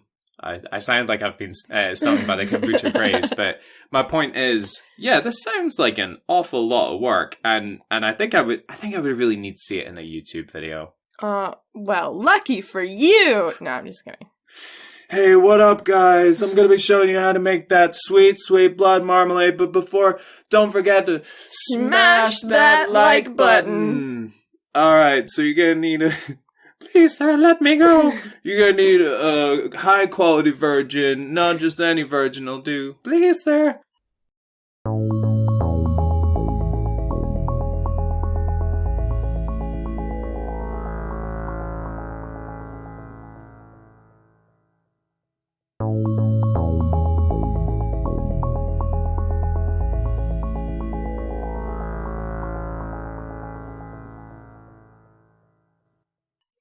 Okay, before you dismiss blood drinking as a completely historic fancy, there are still modern-day vampires. A consensual blood drinking community exists where the drinkers imbibe blood by either collecting the blood intravenously or cutting the skin with a scalpel and drinking it directly from the body. Many of these blood drinkers believe it gives them renewed energy and helps them stop stomach aches or stomach cramps. And they're not Anne Rice groupies. Well, I mean, I can't speak for their personal preference. There might be a little bit of lace going on. There might be some frilled collars. There might even be some vests made of satin. We can't say that 100%. That's true. We cannot. But for the most part, the people who engage in this practice are fairly, quote-unquote, normal. Many of them are nurses, secretaries, bar staff. They've got jobs. They get up in the morning, they put the trousers on, one leg at a time, and then they look at those trousers and they say, oh, that's a bit of Eric's blood. Oh, I should give Eric a call. Man, that guy was tasty. I have nothing to add. Sure. So they could be churchgoers or atheists, but basically they're just everyday folk. So the question is, would you drink someone's blood if it gave you renewed energy? Would you do it in the morning, like a cup of coffee? Yeah, I did get into that bulletproof coffee phase for a little bit. That's true, and I did think it was disgusting. You know, and I'm going to say, like, did it give me more energy and a little bit of a boost? You know, did it have that nice slow burn throughout the morning? Yes, it did. Did it taste like drinking a cup of hot, greasy mess? Yes, it did. So, I'm going to say maybe. Although I'm probably more likely to eat the blood marmalade on toast than I am to... Let's be honest. Although I did notice the marmalade is missing sugar. So, I don't know how I really feel about it. I mean, unless that, like, negates the whole health properties of the blood marmalade, get some sugar in there. Yeah. And some spices. That's the whole point. Yeah. I don't think Paddington would be into it. If you thought that all this crazy wackiness, the mumia, the bloodletting, if you thought that people no longer engage in medical cannibalism in this day and age, in the West... in the upper echelons of celebrity society, you, my friend... Not my celebrities! Oh yes, your celebrities. You, my friend, would be dead wrong. Eating placenta, placentophagy, is still very much a thing, and it seems to be like a growing market. Okay, so many celebrities have gone on record as saying that after having given birth, they have eaten their placenta. Now, they claim that it can reduce the risk of postpartum stress, stimulate milk production, and increase energy levels, which I totally get. Especially if you're a new mother, like a first-time mother, there are a multitude of things that you're worrying about. And if somebody tells you that eating your placenta can not only make you feel better going through those first rough few months where your energy levels are super low, you're not getting a full night's sleep, and it's good for your baby, seems like a bit of a no-brainer. Let's be honest, all the pregnancy websites and books all have like all these weird tips and tricks. It's like 10 more tricks to smooth that belly and get you feeling energized. I feel really bad for first-time parents anyway, but they are the prey for this market of fear, really. It's like, oh, well, you could buy like this cheaper stroller, but I guess you don't want your child to have fingers after that one like snaps its fingers off on the hinges. Or to be fair, I do have a scar on my face from when I was a child and was slashed by my stroller down to the bone. It's the exception rather than the rule. But let's be honest, for the most part, your stroller is safe. Yeah. That was a long time ago. I mean, one of my sisters fell out of her high chair, apparently, onto what my parents said was just like slate flooring. They just had like slate tiles instead of... This was before like plastic lino was the fad. And, like, split her face open, and she's fine. She's fine. She's living a healthy, productive life. So, placenta, it can be consumed in many different forms, just like the panaceas of old, including smoothies. But a growing practice is having a doctor take your placenta and turn it into pill form after it's steamed, dehydrated, pulverized, and then placed inside of tiny capsules. So this is typically carried out by a third-party company However, in the US, there are no strict laws or guidelines covering this. How do you know that what you're getting is strictly your own placenta? That's a great question. I mean, especially if there are no guidelines, like, surely they're telling everybody it's your own placenta, but I think all of us are well-versed enough in, like, big pharma to know that they bullshit out their asses. I mean, my concern would be less that what you're getting is your placenta, 100% your placenta, and that it hasn't been stepped on, shall we say? Because if you increase the amount of supply that you have, you can then satisfy more demand. The truth is, I just don't know, and I think this is one of the things that I would be skeptical about if this were something that were being carried out in an NHS hospital and one of the aftercare options were, oh, that placenta, what would you like us to do with it? Would you like us to make it into some food for you, and then you can have it for the health of you and your baby? That would be one thing, because there are watchdogs in place there to make sure that it's being done correctly. But if it's being done by a third-party company, I, for one, would be much more skeptical. So, celebrities who have spoken of eating their placentas include Mayim Bialik of Big Bang Theory and Blossom fame, Alisha Silverstone of Clueless fame, January Jones, who, when I mentioned her to you earlier, you asked, is she a porn star? Not to my knowledge, but you may have seen her in Mad Men and X-Men First Class. I'm so sorry, January Jones. It's just your name is a bit porn starry. Wow. What? I don't know if that's like a put down or a compliment. No, it's an excellent name. It sounds like a superhero name. Like, I mean, she was in X-Men First Class. And not one, but two Kardashians, both Kim and Kourtney, have eaten their placenta. bleh. Their respective placenta. They didn't eat each other's placentas that we're aware of. So placenta eating seems relatively low risk. I think there have been 1 or 2 studies conducted on pill eating and cooking and then consuming placentas respectively that have shown some kind of negative side effects in the health of the babies. However, wide-ranging studies have yet to be carried out. Most of the data is self-reported by new mums and is therefore anecdotal at best. However, one expert in medical anthropology, Professor Sharon Young of the University of Nevada, has said, although individuals taking placenta supplements did experience hormone changes not seen in women taking the placebo, this wasn't related to changes in mood, energy, or other effects typically reported by placentophagy advocates, and there was no change in iron status related to placentophagy, which basically means that a lot of the quote-unquote benefits of eating your placenta may just be psychosomatic. Well, I just had a quick question. In terms of reasons why someone would eat their placenta, is it because, like, we see animals eating their placenta? I think part of the rationale behind this is that humans are the only mammals who don't eat the placenta after birth. But we also, I think I'd like to clarify, a lot of animals eat their placenta after birth so that there is no sign of the birth and therefore, like, predators don't come after them. It's true. I mean, we're the only mammals that are destroying the planet. We're also the only mammals that wear shoes.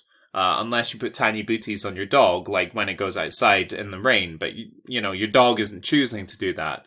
We're also the only mammals that drive cars, and we're the only mammals that watch pornography. No, I'm gonna walk back in that. We don't know what chimpanzees and dolphins would do. Pandas watch pornography. You get the fuck out. Pandas watch pornography? People create panda porn. Well, I didn't think the pandas were producing it. I didn't think that's what they've been up to instead of, like... Sure, but this is the problem, that pandas don't procreate, right? So humans have created panda porn to get pandas in the mood for procreating. We need to stop this podcast right now so that I can watch some panda porn. I hope that there is like a 70s soundtrack underneath it, and it's like... And then there's like a panda female, like, just lounging in her apartment, and then all of a sudden, like, a ding dong, and then there's like a panda at the front door with like a pizza, and he's like, Bamboo pizza. And she's like... So what I'm curious about is whether it's actual pandas or if it's people in panda costumes. Maybe it's January Jones in a panda costume in one of her early roles. I'm sorry, please don't come after me, January Jones. I mean, I think pandas having sex is kind of, it might be a myth. I think it might be like a cryptid. Like, people have heard about pandas having sex, but nobody's actually witnessed it. So I'm going to assume that it's people in panda costumes. I mean, I'd like to think that just because it's funnier. Yeah. So at the beginning of the movie, they're just kind of like rolling around the ground, just like playfully like eating bamboo and stuff. And then they get to it. And then it's just like this guy just railing this woman who's dressed like a bear. So it's just furry porn, really. Yeah. Actually, a topic that we might cover in the future. No spoilers. Quickly, I'd like to cover not panda porn, but a separate instance of medical cannibalism, and that is Chinese filial cannibalism. So keeping it in China. Yeah, not pandas, but panda adjacent. Sure. So medical cannibalism became popular in the Tang Dynasty, which was from like 608 CE to 907. So anthropologists believe that it became popular through Buddhism. Like, Buddhist tales inspired self-sacrifice. For example, there's the tale of Sujati, who fed his flesh to his parents in order to keep them alive. And they believe that this tale was co-opted into the tale of a daughter-in-law who cut off a slice of her thigh to make into a stew for her sick mother-in-law. This practice supposedly existed throughout this dynasty, and I'm going to say Chen Zhangqi, maybe, wrote the Bankao Shiyi, which states that human meat can heal feebleness and illness. So this is kind of an extension of the filial nature of Confucianism, in that your parent is sick and supposedly the only thing that can heal them is some of your own flesh. And so people would cut off usually their thighs, but sometimes like a finger, in order to heal their parent. So it's self-sacrificing.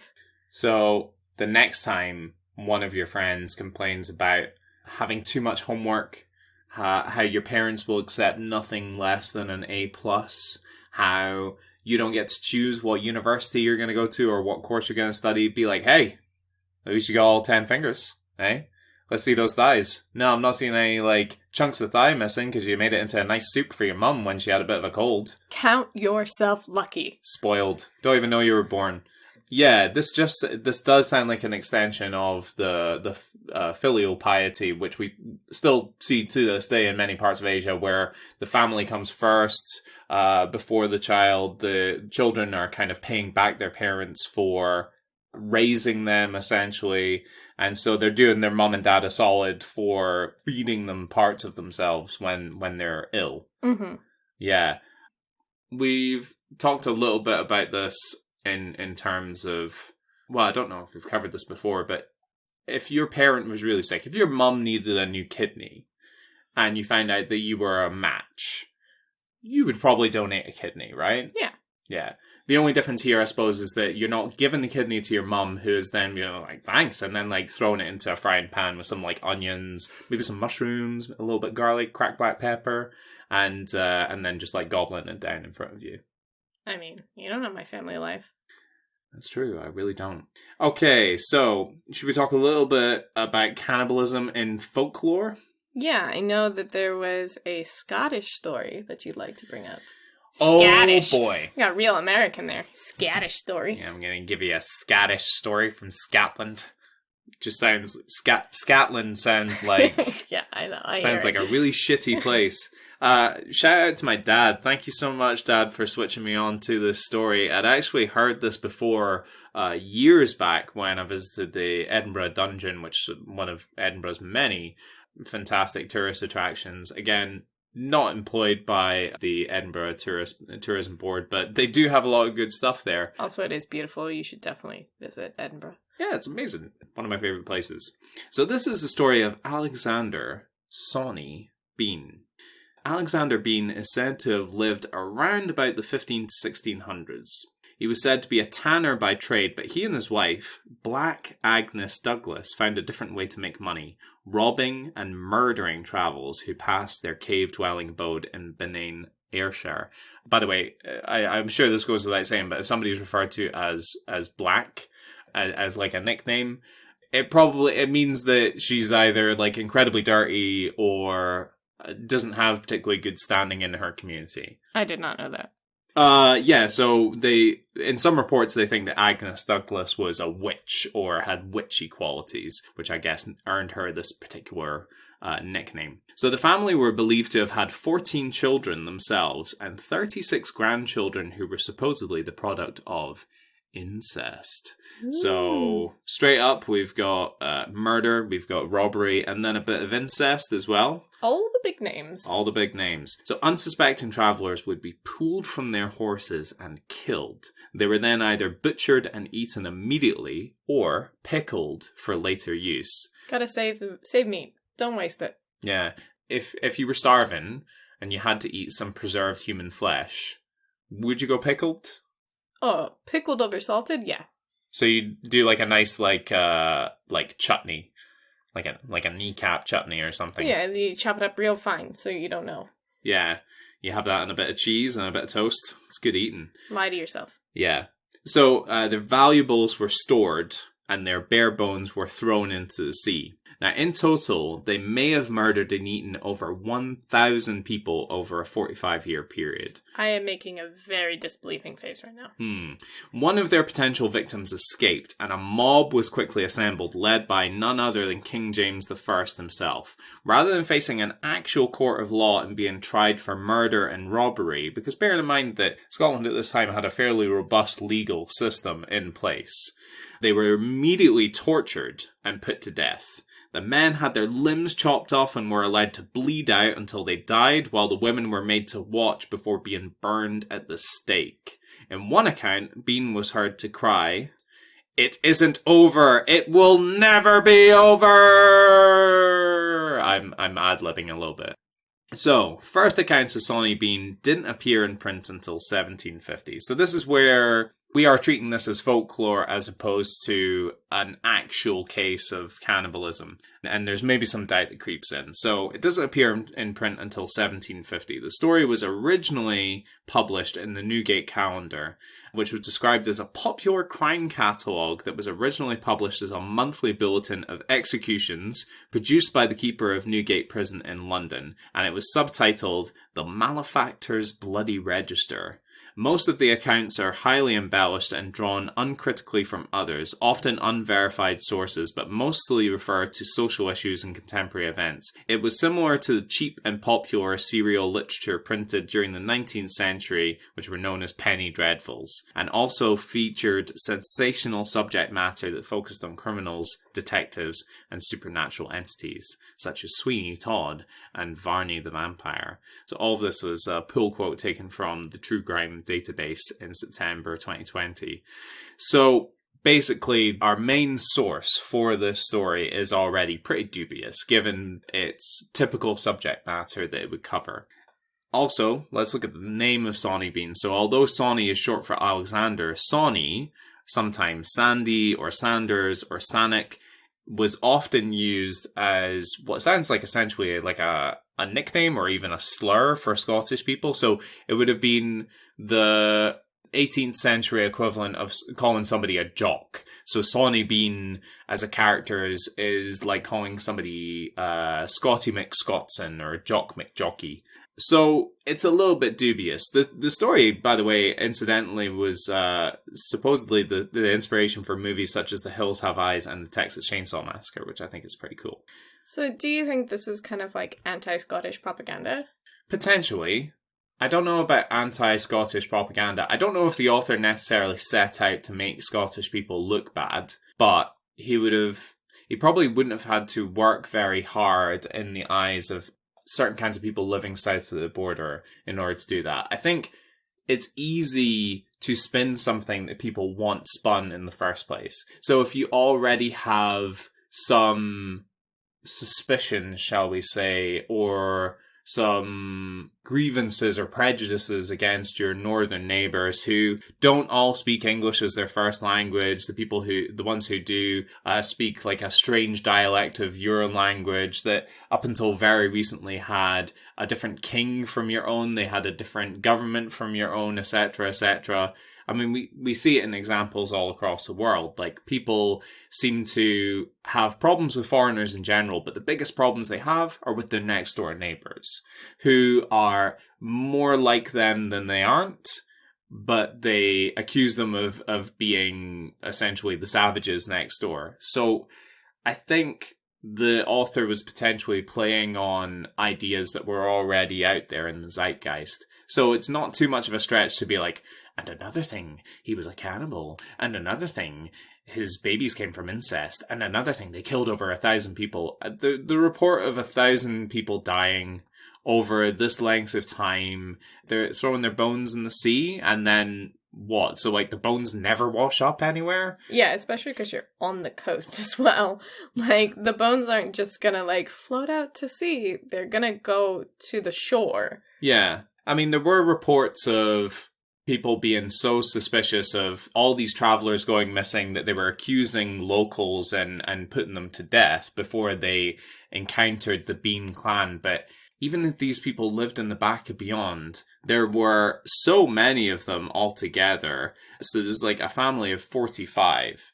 And living in a cave, and they're busy butchering people left, right, and center. And you tell me that nobody asks questions. Also, we talked about it before, like, surely it would have been easier, like, a human being does not have that many calories, and surely it would have been easier to hunt game than it is to hunt someone that actually fights back. Yeah, for me, I think the thing that rang alarm bells as soon as I read it as well, when we wrote our brief, we tried to break down human cannibalism into customary cannibalism, pathological or sexual cannibalism, medical cannibalism, survival cannibalism, and the Sawney Bean story just doesn't fit comfortably in any one of those, and that for me was the biggest red flag.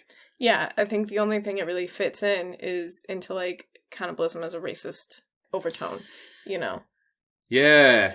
Are you racist against us? Eh? Why am I doing a false Scottish accent? I don't know.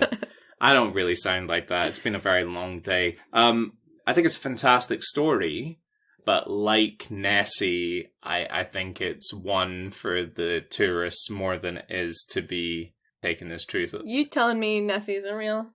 I have strong suspicions that she's just a log floating in a lake. I don't know. I don't know if we can do this podcast together anymore. Yeah, we're definitely not going to do that Nessie series now. So let's hit one more folktale before we finish up this episode. And that is that of the Wendigo? Wendigo? I think it's Wendigo. I like Wendigo. I'm going to go... Wendigo. I think Wendigo is probably right, but I'm Wendigos ain't my baby. So the Oh, I can't. I don't know what to say anymore. Wendigo. The Wendigo is a creature of myth from the native people in Canada and North America. So thinking like Minnesota region to northern Canada. So we can assume that if he exists, he's going around people's houses and offering them a nice pot roast.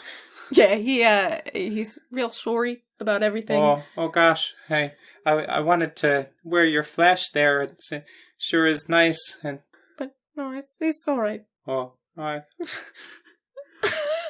God, I'm so sorry, Canadians and Midwestern people.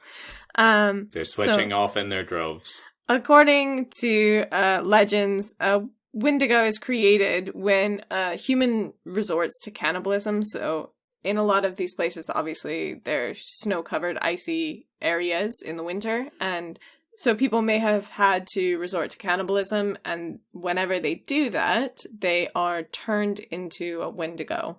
It is possible as well, the other origin story for Wendigo is when people display such greed that they basically twist themselves into a disgusting creature. Mm-hmm. So it's kind of a warning for people to work together and to cooperate, which I think kind of makes more sense to me. Yeah, definitely. I think a lot of myth and folklore act as a cautionary tale, right? Sure. And the Wendigo is itself, I believe, a cannibal. So it is a person who's been twisted. And according to Basil Johnston, he's Ojibwe teacher and scholar. So he's a native person. I think you pronounced all of that perfectly. Apart from Basil, I'm going to say that this man's name is definitely Basil. Basil. Yeah. Terribly sorry. Larry, he got bullied until he might still get bullied to this day. Anyway, according to him, the Wendigo was gaunt to the point of emaciation, its desiccated skin pulled tautly over its bones.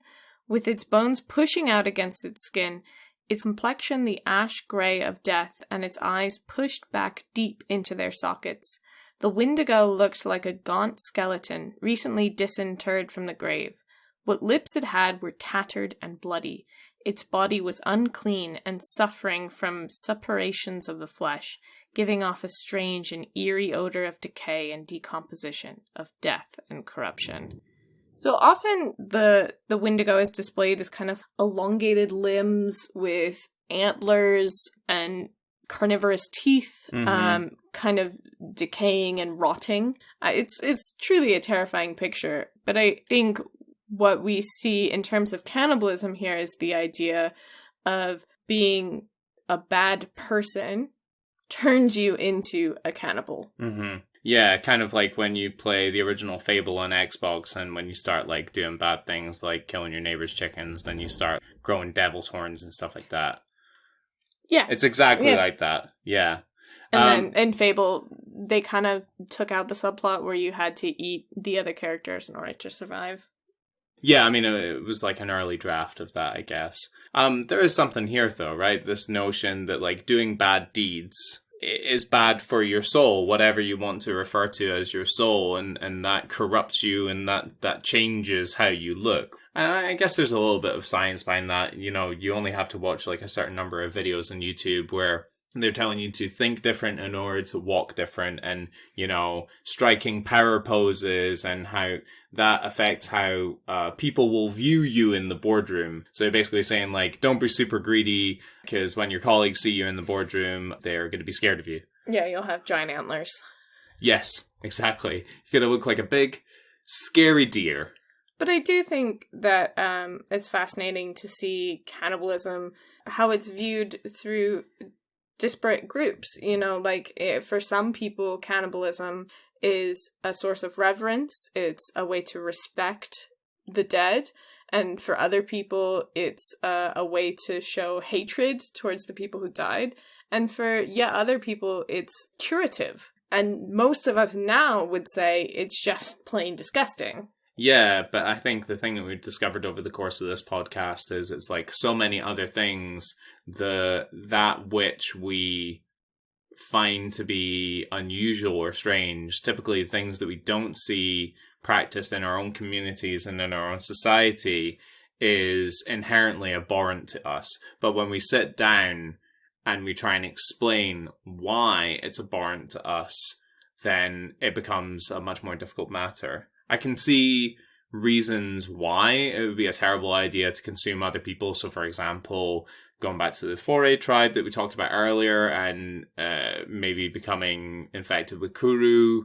You know, if you absolutely positively have to eat somebody else, like maybe don't eat their brains or their spinal tissue, because like it might give you a disease that makes you laugh until you fall down and die. But outside of that, what are our other hang-ups with cannibalism? I think it's the way that we treat our dead, right? It's how we continue to view them as a person and complete with a personality and feelings that we can't necessarily distance that person, that body, from who it used to be. Mm-hmm. Yeah, absolutely. I think you were right when you talked earlier about watching an animal be killed and then butchered and then trying to eat that is a lot harder than going to the grocery store and just picking up a steak. Especially when you do things like watch videos of cows frolicking in the grass or learn the fact that cows have best friends. I think it's part of the reason why we're seeing more people turning vegan and vegetarian is that we have this awareness now. We've gone through a period where we've been distanced from where our meat comes from and not connecting the meat that's on our plate with the animals that are outside. And now we can see in however many YouTube videos that you want to watch exactly what that process looks like, and people are disgusted by it. They turn away from it. That's one reaction to those things. Another thing is to almost double down. Yeah, kind of belligerently lean in and be like, if I see a vegan, I eat barbecue in front of them. And it's like, well, that seems like an inherently dick move. That seems like unnecessary. I think you can have both of those reactions. I think that you can see it as something that you don't want to partake in personally, so you're going to choose not to, or you see it as just being completely natural. Again, harkening back to the name of Bill Schutt's book, a perfectly natural thing that all animals engage in, including humans.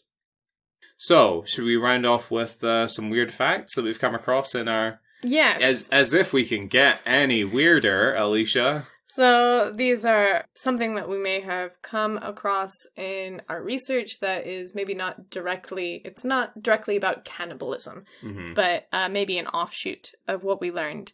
And we do not know each other's fun fact. Should I go first? If you'd like. All right. So my not fun fact is about ducks, specifically ducklings. So ducklings are known to engage in cannibalism to the extent that the Australian Agricultural Board have guidelines for how to house ducklings in a way that won't resort to them eating one another. Tiny, fluffy, baby ducks. I used to have baby ducks as pets. Yeah, well, They were eaten by raccoons. Thank God, I guess, in a way, before they ate each other, because if there's anything that's going to give you more nightmares at night than your baby ducks getting eaten by a raccoon, it's your baby ducks getting eaten by your other baby ducks. So, duck enthusiasts out there, if you're going to buy any ducks, keep them far away from each other. Make sure they don't get a taste for flesh, because they will go down that road. All right, my fun fact is about mummia. So mummia was eaten as a medicine, but it was also used as a pigment for painting, and it was known as mummy brown. It's actually used in Eugene Delacroix's Liberty Leading the People, you know, that famous French painting with the woman with her tits out, and she's got the French flag. Yeah, I didn't know what it was meant to be. I only remembered the tits part, obviously. Yeah. So that is a famous instance of someone using mummy brown. There is an anecdote by the writer Rudyard Kipling, who describes a day in the 1860s spent with two pre-Raphaelite? I'm sorry. Before Raphael. Painters, Edward Burne-Jones, Kipling's uncle, and Lawrence Alma Tadema. After Alma Tadema informed his colleague that mummy brown was indeed made from mummies, a horrified Burne-Jones retrieved his tube of mummy from his studio and buried it in the yard. He descended in broad daylight with a tube of mummy brown in his hand, quoted, says Kipling, saying that he had discovered it was made of dead pharaohs and we must bury it accordingly.